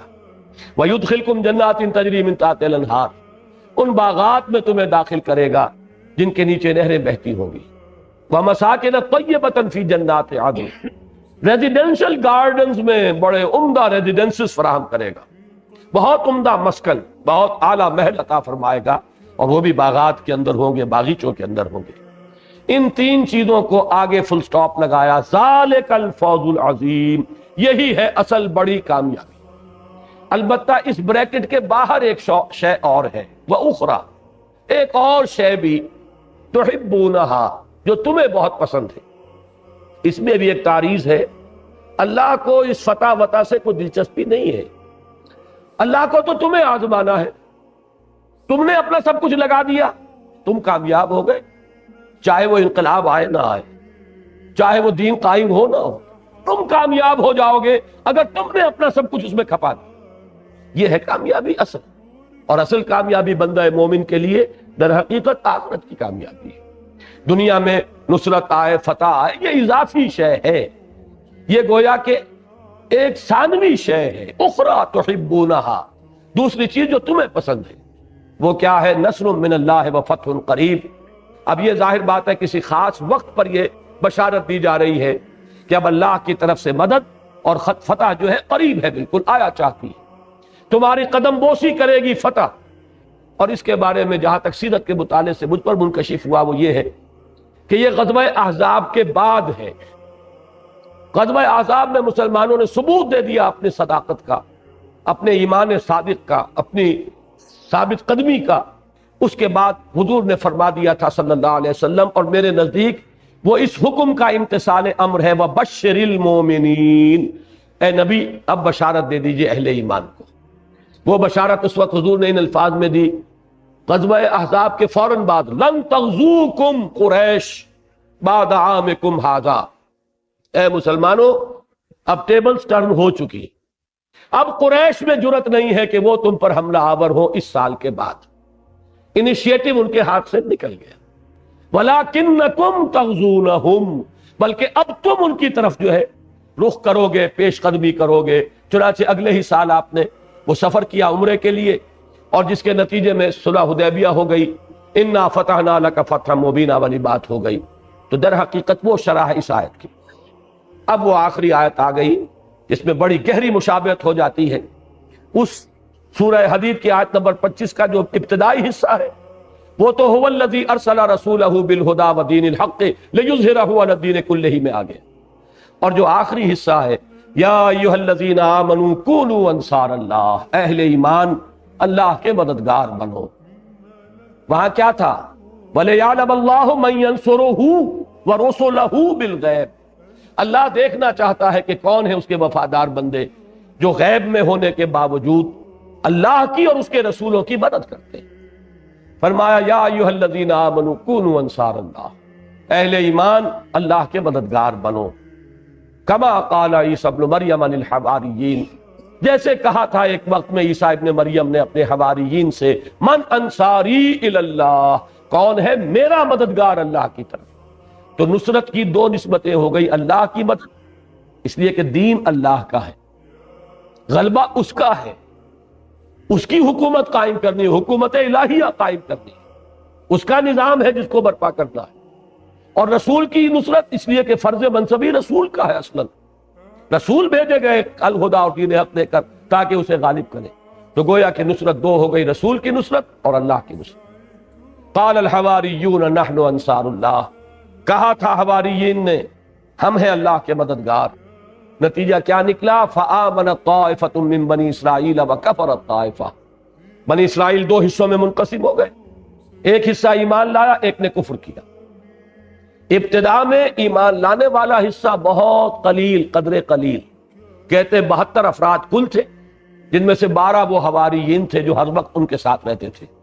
ان میں سے ان کی اپنی روایت کے مطابق ایک وہ تھا جس نے کہ غداری کی اور خبر پہنچائی اور گرفتار کروایا حضرت مسیح کو۔ اگرچہ انجیل برنباس سے جو معلوم ہوتا ہے وہ یہ ہے کہ اسی کی شکل بدل دی گئی تھی، وہ گرفتار ہوا ہے۔ اصل میں حضرت مسیح کو تو اللہ تعالیٰ نے اس باغ کے اندر، اس کمرے کے اندر ہی سے سیدھا اٹھا لیا ہے آسمان، اور وہ آئیں گے بنفس نفیس نازل ہوں گے، وہ ایک علیحدہ مسئلہ ہے۔ لیکن یہاں تاریخ کا اشارہ کیا گیا ہے کہ ایک گروہ کفر پر اڑ گیا، جنہوں نے حضرت مسیح کو کافر قرار دیا، مرتد، واجب القتل، اور ان کی شان میں گستاخیاں کی۔ ان کی والدہ ماجدہ حضرت مریم صدیقہ، ان کے اوپر گستاخیاں کی، تہمتیں لگائی، اور ایک وہ تھے جو ایمان لائے۔ لیکن تاریخ کی حقیقت یہ ہے کہ جیسے جیسے وقت گزرا یہود مغلوب ہوتے چلے گئے اور عیسیٰ کے نام لیوا غالب آتے چلے گئے، تاکہ آج بھی اگر یہود کا وجود دنیا میں کچھ ہے تو عیسائیوں کے رحم و کرم کی وجہ سے، ان کی سپورٹ کی وجہ سے، ورنہ یہ ہے کہ اسرائیل جیسی مملکت جو ہے ایک دن کے لیے قائم نہیں رہ سکتی، چاہے وہ اپنے سارے ایٹم بم بھی استعمال کر لیں۔ میں دعوے سے کہتا ہوں کہ امریکہ کی سپورٹ ختم ہو جائے تو چند دنوں کے اندر ٹکا بوٹی ہو جائے گی ایک ایک یہودی کی۔ لیکن یہ ہے کہ بہرحال جب تک امریکہ نے پروٹیکشن دی ہوئی ہے تو الا بحبل من اللہ وحبل من الناس، یہ سورہ آل عمران میں الفاظ موجود ہیں، یہ اس کی گویا کہ شرح ہے۔ بہرحال فرمایا فَأَيَّدْنَا الَّذِينَ آمَنُوا عَلَىٰ عَدُوِّهِمْ، تو اللہ تعالیٰ نے، اللہ فرما رہے ہم نے مدد کی ان کی جو ایمان لائے ان کے دشمنوں کے خلاف، فَأَصْبَحُوا ظَاهِرِينَ، اور پھر وہی غالب ہوئے۔ اب اس میں نوٹ کیجئے، کل بھی میں نے سورہ مجادلہ کی آیت کے حوالے سے کہا تھا رسولوں کا غلبہ ناگزیر ہے، کتب اللہ لأغلبن انا ورسلی۔ اس غلبے کی دو شکلیں میں نے کل بتائی تھی۔ ایک غلبہ حضرت نوح، حضرت ہود، حضرت صالح کو اس شکل میں ہوا کہ دشمن سب ہلاک کر دیے گئے، کفار و مشرکین ختم کر دیے گئے۔ ایک غلبے کی صورت وہ ہے جو محمد الرسول اللہ کے ہاتھوں ہوئی۔ اگرچہ یہ شعر پورا کا پورا اس پر صادق نہیں آتا، لیکن ایک کیفیت سی اس میں ہے کہ نشہ پلا کے گرانا تو سب کو آتا ہے، مزہ تو تب ہے کہ گرتوں کو تھام لے ساقی۔ قوموں کا ہلاک کر دیا جانا جو ہے وہ بھی غلبے کی ایک شکل تھی، لیکن اصل شکل تو وہ تھی جو محمد الرسول اللہ کے دست مبارک سے ہوئی کہ قوم بھی رہی اور اللہ کا دین غالب ہو گیا۔ جاء الحق وزهق الباطل ان الباطل کان زہوقا۔ تیسری شکل اس میں ایڈ کیجئے، ضروری نہیں کہ وہ غلبہ نبی کے اپنے ہی سامنے ہو جائے، یہ غلبہ بعد میں بھی ہو سکتا ہے، جیسے کہ حضرت مسیح کے ساتھ ہوا۔ ان کے سامنے تو غلبہ نہیں ہوا، لیکن یہ کہ اس کے بعد ان کے نام لیواؤں کو غلبہ حاصل ہوا ان کے دشمنوں کے خلاف، یہ اس کی ایک مثال ہے۔ اور اس کے لیے ہمیں تیار رہنا چاہیے ذہناً، جو بھی اس وادی میں قدم رکھیں کھلے دل کے ساتھ اسے تسلیم کریں کہ اس کی کوئی ہمارے دل کے اندر آرزو نہیں ہونی چاہیے کہ لازماً ہمارے سامنے ہی وہ کام ہو جائے۔ یہ آرزو بڑی ہی گمراہ کن آرزو ہے، یہ انسان کو بائی ہک اور بائی کرک کے راستوں کی طرف لے کر جاتی ہے۔ سیدھے انگلیوں اگر گھی نہیں نکل رہا، ٹیڑھی انگلیوں سے نکالو، میری زندگی تو اب ختم ہوا چاہتی ہے اور میری جد و جہد کا کوئی نتیجہ سامنے نہیں آ رہا، تو آدمی ادھر ادھر دائیں بائیں جیسے کہ وہ گیند کیری کرتا ہے کوئی فٹ بالر یا کرکٹ کا اس کا کھیلنے والا، ہاکی کا، اس طرح کے حربے اختیار کرنے پر اتر آتا ہے، اور بڑی بڑی تحریکوں کی تباہی کا سبب یہی شے بن جاتی ہے۔ بالکل اس سے بھی سینے کو خالی کر دینا چاہیے۔ ہمیں دلچسپی اس سے نہیں کہ ہماری کامیابی اس دنیا میں ہو یا نہ ہو، ہمارے ہاتھوں وہ غلبہ دین کی وہ سعادت جو ہے ہمیں بہت پسند ہے، غلبہ دین، لیکن یہ کہ ہمارے ہاتھوں ہو یہ بھی ایک طرح کی خود غرضی ہے، اسے بھی سینے سے نکال دیجیے، اس لیے کہ ہمارے بعد ہو جائے۔ ہمیں تو ایک صحیح نہج پر کام کیے چلے جانا ہے، نتیجہ ہمارے سامنے نکلے نہ نکلے، اس کے لیے حضرت مسیح علیہ السلام کی شخصیت یہ ہمارے لیے ایک بہت بڑی مثال اور روشنی کا ایک بہت بڑا مینارہ ہے۔ بارک اللہ لی ولکم فی القرآن العظیم ونفعنی وإیاکم بالآیات والذکر الحکیم۔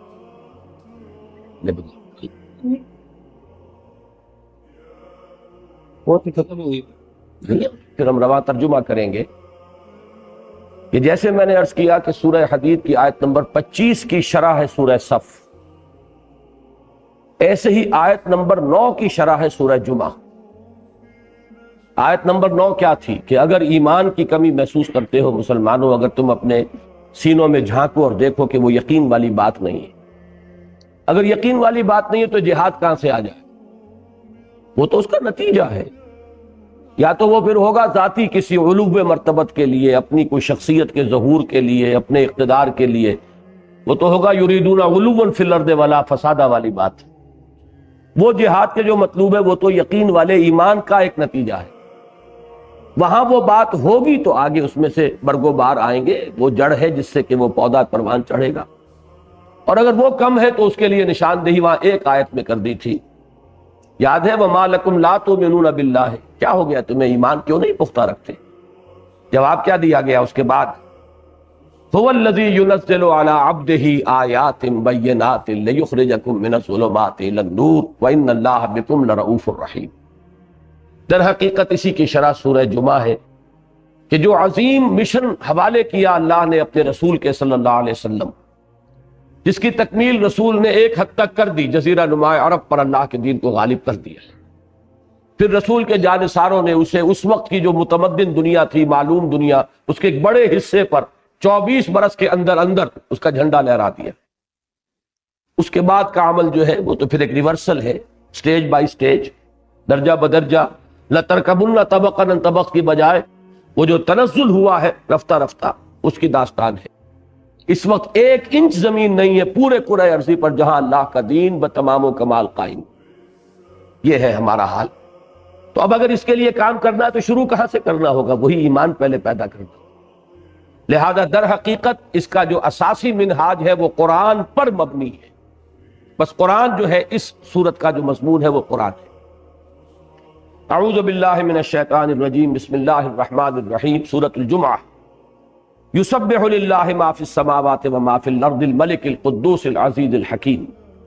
تسبیح کرتی ہے اللہ کی ہر وہ شے جو آسمانوں میں ہے اور ہر وہ شے جو زمین میں ہے، اس اللہ کی جو الملک ہے، بادشاہ حقیقی، القدوس ہے، نہایت پاک، ہر عیب نقص اور احتیاج سے مبرہ، العزیز زبردست ہے، جو چاہے کر گزرنے والا، فعال لما یرید، الحکیم کمال حکمت والا۔ هو الذی بعث فی الامیین رسولا منہم، وہی ہے جس نے اٹھایا امیین میں ایک رسول انہی میں سے۔ وہ کیا کرتا ہے رسول؟ یتلو علیہم آیاتہ ویزکیہم ویعلمہم الکتاب والحکمہ، انہیں سنا رہا ہے اللہ کی آیات اور انہیں پاک کر رہا ہے، تزکیہ کر رہا ہے۔ یہ آیات بینات ہی تزکیے کا ذریعہ ہے، یہی ہے شفاء لما فی الصدور۔ یہ ذہن میں جب اترتا ہے قرآن تو نظریاتی صفائی کرتا ہے، دل میں آتا ہے، دل پہ اترتا ہے تو یہ جو روگ ہے سینوں کے، شفاء لما فی الصدور، یہ ان کا بداوا بنتا ہے، اور یہی تزکیہ ہے۔ وَيُعَلِّمُهُمُ الْكِتَابَ وَالْحِکْمَةَ، اور تعلیم دیتا ہے انہیں کتاب اور حکمت کی۔ یہ پروسیس ہے جس سے حضور نے وہ حزب اللہ تیار کی۔ وہ بنی بنائی نہیں مل گئی تھی، جو میں نے کہا ایک ایک تن کا چننا پڑا ہے، ایک ایک پودے پر حضور کا خون جگر جو ہے وہ کھپا ہے، صرف ہوا ہے، تب اس کی آبیاری ہوئی۔ لیکن عمل بنیادی کیا ہے؟ قرآن کے گرد گھوم رہا ہے، یتلو علیہم آیاتہ ویزکیہم ویعلمہم الکتاب والحکمہ وان کانوا من قبل لفی ضلال مبین، اور یقیناً پہلے تو وہ کھلی گمراہی میں تھے۔ یہ امیین، ان سے بڑھ کر گمراہ کون ہوگا؟ وہ جو ہم نے پڑھا ابھی سورہ شورا میں کہ نبی کبر علی المشرکین ما تدعوہم الیہ، انہی میں سے نکالے نا محمد الرسول اللہ نے، وہ لوگ انہی میں سے تھے۔ اس کے بعد فرمایا وآخرین منہم لما یلحقوا بہم، اور دوسرے بھی ہیں انہی میں سے، ان میں بھی بھیجا ہے اللہ نے اپنے اس رسول کو، اس کی بعثت ان کی جانب بھی ہے، آخرین جو ابھی ان میں شامل نہیں ہوئے۔ وآخرین منہم لما یلحقوا بہم وہو العزیز الحکیم، اور وہ زبردست ہے، حکمت والا۔ یہ آخرین سے مراد ہے امت محمد صلی اللہ علیہ وسلم میں جو دوسری اقوام آ کر شامل ہیں۔ اور یہ نقشہ بالکل سمجھیے جیسے ایٹم کا سٹرکچر ہوتا ہے، ایک نیوکلیس اور اس کے گرد جو ہے جو نیوٹران، جو الیکٹرانز ہیں، وہ مختلف جو ہے مدار ہیں جن میں کہ چکر لگا رہے ہیں۔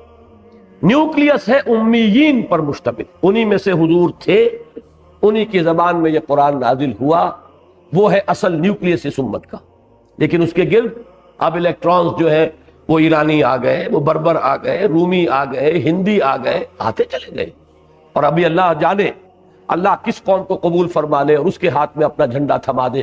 اس لیے کہ واقعہ یہ ہے کہ مایوسی بڑھتی جا رہی ہے کہ شاید موجودہ مسلمان اقوام جو دنیا کی ہیں ان سے کسی خیر کی کوئی توقع شاید نہیں ہو سکتی۔ ہم شاید اب کنڈمڈ ہیں اللہ کی طرف سے کہ شاید اب آخری کو عذاب ہی آیا چاہتا ہے، واللہ عالم۔ یہ کیفیتیں آتی رہتی ہیں، انقباض بھی ہوتا ہے، شرح بست جو ہے وہ بھی، اور کبھی قبض بھی ہوتا ہے، مایوسی بھی کبھی غلبہ کرتی ہے، حالات جو ہیں بہت ہی زیادہ مایوس کن۔ لیکن اللہ کی قدرت سے کیا بعید ہے، اس نے پہلے تاتاریوں کے ہاتھوں پٹوایا، ان امیین کی مرمت کرائی، ایسی مرمت کے تاریخ میں یاد رکھی جائے، اور پھر انہی کے ہاتھ میں اپنے دین کا جھنڈا دے دیا۔ وہ العزیز الحکیم، ذالک فضل اللہ یؤتیہ من یشاء واللہ ذو الفضل العظیم۔ یہ اللہ کا فضل ہے، وہ جس کو چاہے گا دے گا، یا جس کو چاہتا ہے دیتا ہے، وہ بڑے فضل والا ہے۔ تو تاریخ میں پہلے بھی ہوا ہے آیا فتنہ تاتار کے افسانے سے پاسباں مل گئے کعبے کو صنم خانے سے۔ اور سورہ محمد کی تو آخری آیت یہ ہے صلی اللہ علیہ وسلم، ان تتولوا یستبدل قوما غیرکم، تم پیٹھ دکھاؤ گے تمہیں ہٹائے گا کسی اور کو لے آئے۔ اب اس کے بعد جیسے سورہ صف میں ایک نشان عبرت یہود کی تاریخ بیان کی تھی، اب ان کو نشان عبرت کے طور پر لائے ہیں کتاب کے ضمن میں۔ انہیں بھی تورات دی گئی تھی اے مسلمانوں، جسے تمہیں قرآن دیا گیا، لیکن انہوں نے اس کی ذمہ داری کو نہ نبھایا۔ مبادا تم بھی انہی کی طرح ہو جاؤ، ان گدھوں کی طرح جن پر کتابوں کا بوجھ لدا ہوتا ہے، اس لیے کہ جو کتاب سے استفادہ نہیں کرتے، محض ایک زوم ہے کہ ہم حامل قرآن ہیں۔ اور ویسے علامہ اقبال نے 100% صحیح کہلوایا ابلیس کی زبان سے کہ جانتا ہوں میں یہ امت حامل قرآن نہیں ہے، وہی سرمایہ داری بندہ مومن کا دین۔ جانتا ہوں میں کہ مشرق کی اندھیری رات میں بے ید بیضا ہے پیران حرم کی آستی، مجھ سے کوئی شے چھپی ہوئی نہیں ہے، میں جانتا ہوں۔ تو وہی کردار ہے جو ہم نے ثابت کیا کہ ہم نے انہی کے نقش قدم کو اختیار کیا ہے۔ مثل الذین حملوا التوراۃ ثم لم يحملوها، مثال ان لوگوں کی کہ جو حامل تورات بنائے گئے تھے، حمل کہتے حمال، بوجھ اٹھانے والا، جن پر بوجھ ڈالا گیا تھا تورات کا۔ اس لیے کہ کتاب کا حامل ہونا ایک بہت بڑی رسپانسبلٹی، بہت بڑی ذمہ داری ہے، یہ بہت بھاری بوجھ ہے۔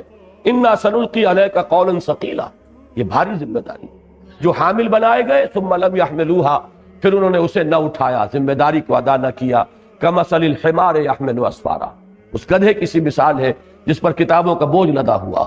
بئس مثل القوم الذین کذبوا بآیات اللہ، بری ہے مثال اس قوم کی جنہوں نے اللہ کی آیات کو جھٹلایا۔ یہ تکذیب عملی ہے، تکذیب قولی نہیں ہے۔ تورات کو یہود نے کبھی نہیں جھٹلایا زبان سے، عمل سے جھٹلایا۔ واللہ لا یہدی القوم الظالمین، اللہ ایسے ظالموں کو ہدایت نہیں دیتا۔ قل یا ایھا الذین ہادوا، اے نبی ان سے کہیے، اور یہاں اس وقت ذرا اپنے آپ کو مخاطب سمجھیے، قل یا ایھا الذین آمنوا، اس لیے کہ اللہ کی بات تو نہیں بدلتی، لن تجد لسنت اللہ تحویلا، اللہ کے کلمات تو اٹل ہیں۔ لہذا قل یا ایھا الذین ہادوا، کہہ دیجئے اے وہ لوگوں جو یہودی ہوئے، ان زعمتم، اگر تمہیں یہ زوم ہے، انکم اولیاء للہ من دون الناس، کہ تم اللہ کے خاص دوست ہو، محبوب ہو، چہیتے ہو، لاڈلے ہو، ابناء اللہ و احباؤہ ہو، اگر تمہارا یہ گمان ہے، لوگوں کو چھوڑ کر، لوگوں سے اللہ کا رشتہ نہیں ہے، وہ تو جینٹائلز ہیں، ہم ہیں، we are the chosen people of the Lord, یہ ان کا قول تھا۔ اگر اس پر تمہارا واقعی گمان ہے تو پھر فتمنوا الموت ان کنتم صادقین، تو اگر سچے ہو تو تمہیں موت کی تمنا کرنی چاہیے۔ پھر دوست سے قرب حاصل کرنا چاہتا انسان کی موت، وصال کا خواہش مند ہو تو ہجر کا۔ ولا يتمنونه ابدا بما قدمت ایدیہم، اور یہ ہرگز نہیں تمنا کریں گے اس کی، ہرگز ہرگز، ابداً بما قدمت ایدیہم، بسبب اپنے دونوں ہاتھوں کی کمائیوں کے جو آگے بھیجا ہوا ہے، انہیں معلوم ہے کیا اعمال کیا کرتوت ہیں۔ واللہ علیم بالظالمین، اللہ ان ظالموں سے خوب واقف ہے۔ قل ان الموت الذی تفرون منہ، کہہ دیجئے وہ موت جس سے تم بھاگتے ہو، فإنہ ملاقیکم، وہ تم سے ملاقات کر لے گی۔ کہاں بھاگو گے؟ وہ سامنے آن کھڑی ہوگی۔ ثم تردون الی عالم الغیب والشہادہ، پھر تمہیں لوٹا دیا جائے گا اس ہستی کی طرف جو کھلے اور چھپے، حاضر اور موجود اور غائب سب کی جاننے والی ہے۔ فَيُنَبِّئُكُم بِمَا كُنتُمْ تَعْمَلُونَ، پھر وہ تمہیں جتلا دے گا جو کچھ کہ تم کرتے رہے تھے۔ دوسرا رکوع اس سورہ مبارکہ کا آج ہم نہیں پڑھ رہے، صرف ایک جملے میں اشارہ کر رہا ہوں کہ اس کا ربط و تعلق کیا ہے۔ در حقیقت اس حزب اللہ کا ہفتے وار اجتماع ہے یہ جمعے کا نظام۔ مطلوب یہ ہے کہ کوئی نائب رسول ممبر رسول پر کھڑا ہو کر وہی کام کرے، یتلو علیہم آیاتہ ویزکیہم ویعلمہم الکتاب والحکمہ، تاکہ اس حزب اللہ کو اپنے جو بنیادی تصورات ہیں، اپنی جو آئیڈیالوجی ہے وہ تازہ ہوتی رہے، اپنے ہدف ذہن میں تازہ ہوتے رہے۔ جذبات کے اندر اگر کہیں سرد مہری آ گئی ہے، پھر اس کے اندر ایک جذبے کے اندر حرارت پیدا ہو جائے۔ یہ گویا کہ اثر نو چارج کرنے کے لیے اس حزب اللہ کے اراکین کو کہ جو اللہ کے دین کے غلبے کے لیے سربکف ہو کر میدان میں آ گئے ہوں، یہ عمل ہے جس سے دوام عطا کر دیا گیا کہ کوئی نائب رسول ممبر رسول پر کھڑا ہو اور وہی کام کرے، یتلو علیہم آیاتہ ویزکیہم ویعلمہم الکتاب والحکمہ۔ اس لیے جمعے کے نظام کی اصل شے جو ہے وہ خطبہ جمعہ ہے۔ ارادہ تھا اس کے بعد سورہ منافقون کو بھی شامل کرنے کا، لیکن اسے میں چھوڑ رہا ہوں۔ اب سورہ تغابن کا بڑا تیزی کے ساتھ ہم صرف جائزہ لیں گے۔ یہ چونکہ ایمان کے موضوع پر جامع ترین صورت ہے قرآن مجید کی۔ ویسے تو ایمان اصل میں موضوع ہے مکی صورتوں کا، مدنی صورت میں تو ایمان کے تقاضے آئے ہیں، وہ چاہے قوانین ہو، احکام ہو، حلال و حرام کے ضوابط ہوں، فرائض کیا ہے، پھر جہاد ہے، قتال ہے، انفاق ہے۔ لیکن یہ ہے کہ یہاں پر 18 آیات میں ایمان کا خلاصہ ہے۔ پہلے رکوع کی 10 آیات، 7 میں ایمانیات ثلاثہ کی نریشن ہے، کلام خبریہ، اللہ کی شان یہ ہے، اللہ کی صفات یہ ہے، رسالت کے باب میں لوگوں کو یہ ٹھوکر لگی ہے، آخرت کے بارے میں یہ مغالطہ ہو گیا ہے، کلام خبریہ ہے۔ لیکن اس کے بعد 3 آیات میں وہ کلام انشائیہ ہے، ایمان لاؤ اللہ پر اور اس کے رسول پر۔ اس کے بعد جو دوسرے رکوع کی 8 آیات ہیں، 5 آیات میں ایمان کے مضمرات و ثمرات و نتائج، جو میں نے اشارہ کیا تھا کہ ثم استقاموا کی شرح یہاں آ جائے۔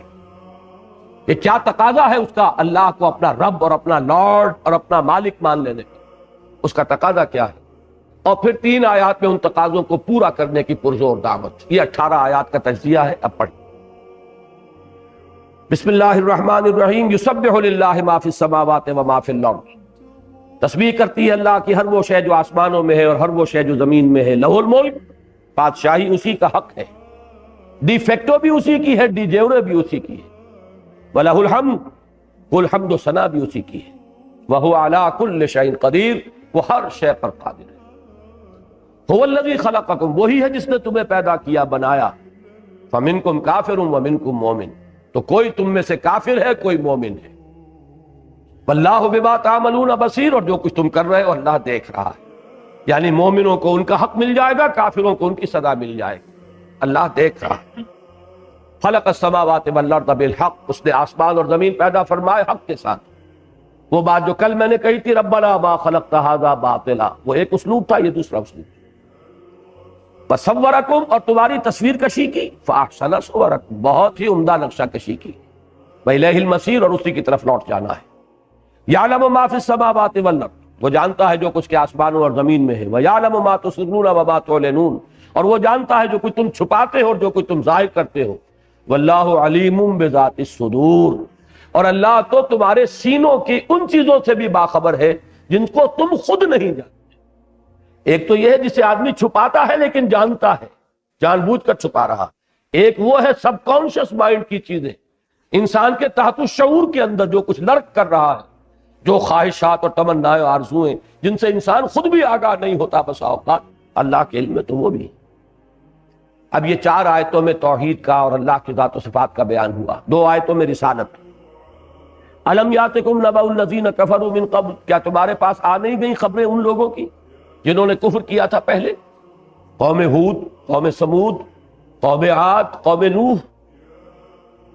فذاقوا وبال امرہم، جب انہوں نے کفر کیا تو اپنے کیے کا بوال چکھ لیا، یعنی وہ ہلاک کر دیے گئے۔ ولہم عذاب علیم، اور اصل سزا تو آخرت کی ہے، دردناک سزا۔ ذالک بانہ، یہ اس لیے ہوا، کانت تاتیہم رسلہم بالبینات، ان کے پاس ان کے رسول آتے رہے واضح تعلیمات کے ساتھ یا واضح نشانیوں کے ساتھ۔ فقالوا بشر یہدوننا، تو انہوں نے کہا کیا بشر، انسان ہمیں ہدایت دیں گے؟ یعنی بشریت کو دلیل بنایا ان کی رسالت کو رد کرنے کی، یہ رسول کیسے ہو سکتے ہیں جب بشر؟ فکفروا، تو انہوں نے کفر کیا، اس بنیاد پر کفر کیا۔ وَتَوَلَّوْا اور پیٹھ موڑ لی، وَاسْتَغْنَى اللَّهُ تو اللہ نے بھی بے نیازی کے روش اختیار کی، وَاللَّهُ غَنِيٌّ حَمِيدٌ اللہ تو غنی اور حمید ہے ہی۔ یہ بے نیازی کا جامع اس پر تو راست آتا ہی ہے اور کسی پر تو آتا ہی نہیں۔ اب یہاں نوٹ کر لیجئے، میں نے پرسوں کی اپنی گفتگو میں اشارہ کیا تھا، ایک ہی مرض ہے رسالت اور نبوت اور بشریت میں تضاد محسوس کرنا۔ اس مرض کا ظہور ہوا اس وقت اس شکل میں کہ جن کے سامنے گوشت پوشت کا انسان موجود تھا، وہ بشریت کا انکار کیسے کرتے؟ وہ تو جانتے تھے محمد عبداللہ کے بیٹے، عبد المطلب کے پوتے، حمزہ کے بھتیجے، ابو طالب کے بھتیجے، آمنہ کے بیٹے، خدیجہ کے شوہر، فاطمہ کے باپ، جانتے تھے کہ نہیں جانتے تھے؟ وہ تو بشر سامنے تھا۔ بشریت کی بنیاد پر رسالت کا انکار، یہ رسول کیسے ہو سکتے ہیں جبکہ یہ بشر ہے؟ یہی گمراہی آئی ہے پھر بعد میں، جو رسول مانتے ہیں انہوں نے بشریت کا انکار کر دیا۔ یہ رسول ہے تو بشر کیسے ہو سکتے ہیں؟ تو گمراہی ایک ہے، بالکل ہم وزن، کوئی فرق نہیں ہے اس کے اندر، جہاں تک اس کی جو بھی شدت کا اور گہرائی اور گہرائی کا تعلق برابر ہے۔ ظہور دو شکلوں میں ہوا۔ اب دو آیتوں میں یہ رسالت کا مضمون آگے، اب ایک آیت میں آخرت۔ زعم الذین کفروا ان لن یبعثوا، ان کافروں کو یہ زعم ہو گیا ہے، یہ خیال خام لاحق ہو گیا ہے کہ یہ اٹھائے نہیں جائیں گے یا اٹھائے نہیں جا سکیں گے۔ قل بلا وربی، کہہ دیجئے کیوں نہیں، اور مجھے اپنے رب کی قسم، لتبعثن، تم لازماً اٹھائے جاؤ گے، ثم لتنبؤن بما عملتم، پھر تمہیں جتلا دیا جائے گا جو کچھ کہ تم نے کیا ہوگا۔ وذالک علی اللہ یسیر، اور یہ اللہ پر بہت آسان۔ یہ 7 آیتیں ہیں۔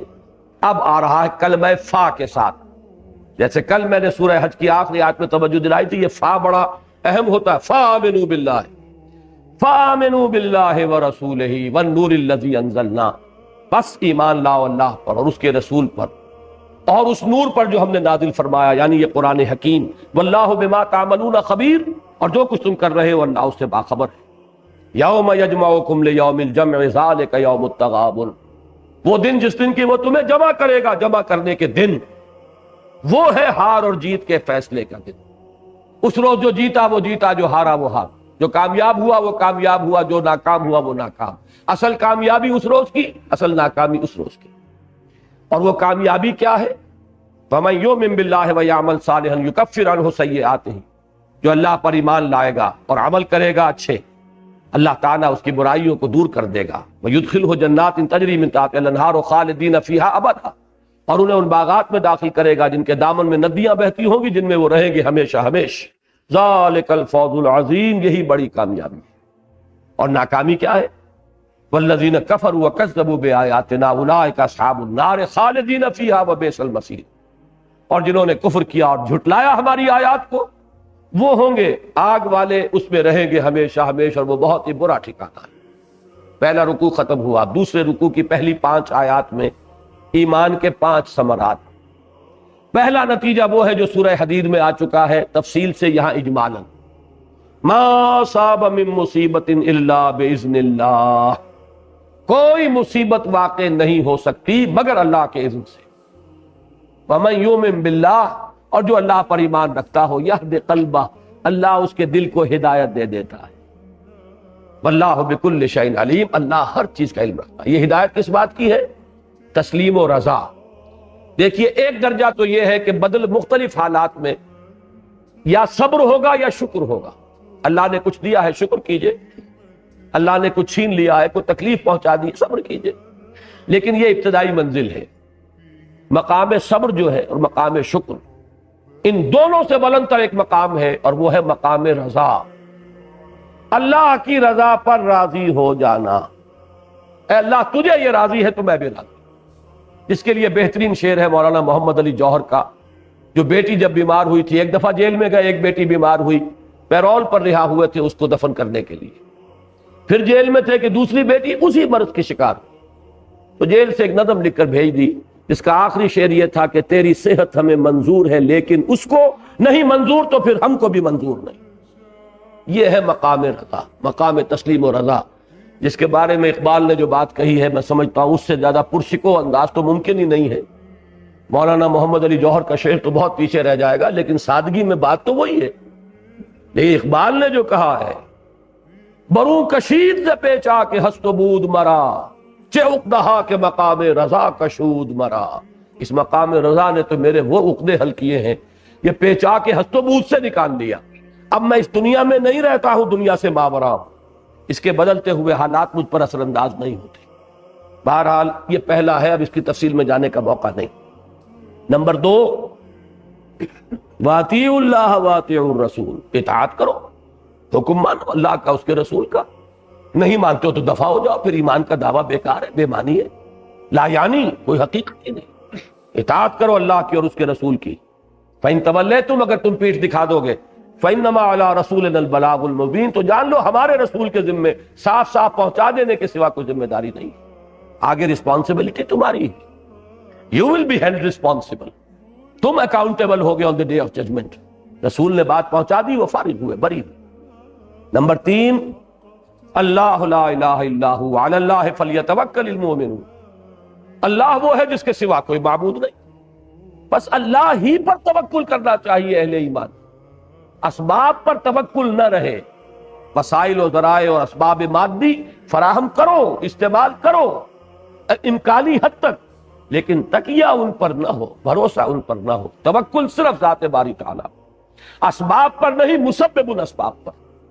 نمبر 4، اب یہ علائق دنیاوی آ گئے، وہ محبتیں، وہ بار بار جن کا ذکر ہوا ہے، ان کے بارے میں قرآن کا نقطہ نظر بڑا عجیب ہے۔ ایمان دل میں آ جائے گا تو ان کی محبتوں کے پردے میں دشمنی نظر آنے لگے گی۔ بیوی کی محبت مجھے غلط راستے پر نہ لے جائے، بچوں کی محبت اور ان کا لاڈ پیار، کہیں میں ان کو بھی برباد نہ کروں اور کہیں ان کی محبت مجھے برباد نہ کروں۔ ان کے لیے اور ان کی رضا جوئی کے لیے اور ان کی فرمائشیں پوری کرنے کے لیے حرام خوری، ان کو اعلیٰ سے اعلیٰ تعلیم دلوانے کے لیے رشوت اور سارے غلط ہتھ کنڈے یہ انسان کر رہا ہے۔ گویا کہ یہ محبت کے پردے میں دشمنی ہو رہی ہے، عداوت ہے۔ یا ایھا الذین آمنوا ان من ازواجکم واولادکم عدوا لکم فاحذروہ، اہل ایمان تمہاری بیویوں اور اولاد میں سے کچھ تمہارے دشمن مصبر ہیں، چھپے ہوئے ہیں، گھات میں ہیں، بچ کر رہو، بی آن دی الرٹ، اپنی حفاظت کرو، فاحذروہم، ان سے بچ کر کرو۔ وَإِن تَعْفُوا وَتَصْفَحُوا وَتَغْفِرُوا فَإِنَّ اللَّهَ غَفُورٌ رَحِيمٌ، لیکن گھر کی زندگی کو تم میدان جنگ کا نقشہ نہ بنا دو، بلکہ یہ کہ درگزر کرو، اگر تم درگزر کرو، معاف کر دیا کرو، اور کچھ نظر انداز بھی کیا کرو، چشم پوشی سے کام لیا کرو، تو اللہ بھی غفور اور رحیم۔ یہ نہیں کہ ہر وقت ڈنڈا ہاتھ میں ہے اور ڈانٹ ڈپٹ اور لڑائی ہو رہی ہے، اس سے بغاوت وجود میں آتی ہے، لیکن خود اپنے آپ کو پوری طرح محفوظ رکھو۔ ان کی تربیت کے لیے سردی گرمی دونوں چاہیے گے، نرمی بھی چاہیے گی، محبت بھی درکار ہوگی، اور کبھی سرزنش بھی درکار ہوگی، لیکن یہ کہ اپنا تحفظ پہلے، قوا انفسکم، بچاؤ پہلے اپنے آپ۔ 5ویں چیز اموال، ان کے بارے میں نقطہ نظر، انما اموالکم واولادکم فتنہ، تمہارے یہ اموال و اولاد تمہارے لیے فتنہ ہے، آزمائش ہے، انہی میں آزمائے جا رہے ہیں کہ دیکھتے ہو اس پرڑے کو نیچے کرتے ہو یا اس کو کرتے ہو، اسی میں تو سارا کھیل ہے، اس ڈنڈی کے ادھر یا ادھر ہونے ہی پر سارا دار و مدار ہے، فلاح کا اور یا تباہی اور بربادی کا۔ واللہ عندہ اجر عظیم، اور اللہ ہی کے پاس ہے بہت بڑا اجر۔ اولاد یہاں پر دونوں جگہ پر لائی گئی، پہلی آیت میں بھی ان من ازواجکم واولادکم عدو لکم، پھر مال کے ساتھ بھی بریکٹ کیا۔ اس کی وجہ کیا ہے کہ اولاد کو انسان واقعتاً اپنا ایسٹ بھی سمجھتا ہے، وہ یہ سمجھتا ہے یہ میرے مستقبل کا سہارا بننے والے ہیں، چاہے بعد میں وہ بالکل کوڑا جواب دے جائیں اور بوڑھے والدین کے لیے ان کے پاس کوئی وقت تک نہ ہو ان سے ملنے کا، لیکن ابتداءً انسان سمجھتا ہے یہ بھی میرا ایسٹ ہے۔ بہرحال یہ 5 آیات ہیں، ایک ایک آیت میں ایمان کا ایک ایک ثمرہ کھول کر بیان کرتی ہے۔ اب فا سے پھر کلام آیا، فاتقوا اللہ ما استطعتم، بس تقوی اختیار کرو اللہ کا جتنا بھی تمہارے حد امکان میں ہے، حد استطاعت میں ہے، واسمعوا واطیعوا، اور سنو اور اطاعت کرو۔ یہ سننا اور اطاعت کرنا پہلے کس کا ہے؟ اللہ کا اور اس کے رسول کا۔ ان کے بعد جو بھی نظام خلافت علی منہاج النبوت کا قائم ہوا، ابو بکر، عمر، عثمان، علی، حسن رضی اللہ تعالی عنہ، ان کے لیے سمع و طاعت۔ اس کے بعد اگر وہ نظام درہم برہم ہو گیا، اس کو قائم کرنے کے لیے اب حزب اللہ کو اثر نو اب دوبارہ آرگنائز کرنا ہوگا، چھپر کھڑا ہے تو کھڑا رکھو، گر گیا ہے تو دوبارہ اٹھاؤ، دین قائم ہے تو قائم رکھو، آندھیاں آ رہی ہیں تو اس کی تنابوں کو کھینچ کر رکھو، اس کے کھوٹوں کو مضبوط رکھو، خیمہ گر نہ جائے، لیکن گر گیا ہے تو اب اسے اٹھاؤ اثر لو۔ دو ہی شکلیں ہیں، اگر خلافت علی منہاج النبوت کا نظام قائم ہے تو جو بھی سربراہ ہے اس نظام کا اس کے ساتھ سم و طاعت ہوگی، اور اگر نہیں ہے تو حزب اللہ دوبارہ آرگنائز کرنی ہوگی، اس کے لیے پھر وہ سم و طاعت فی المعروف کی بیعت کی جائے گی، دو شکلوں کے سوا تیسری کوئی شکل نہیں۔ یہی وجہ حضور نے فرمایا، حضرت عبداللہ ابن عمر کی روایت ہے اور مسلم شریف کی روایت ہے کہ من ماتا، جو شخص مرا مسلمان سال میں، ولیس فی عنقہ بیعۃ، کہ اس کی گردن میں بیعت کا قلادہ نہ تھا،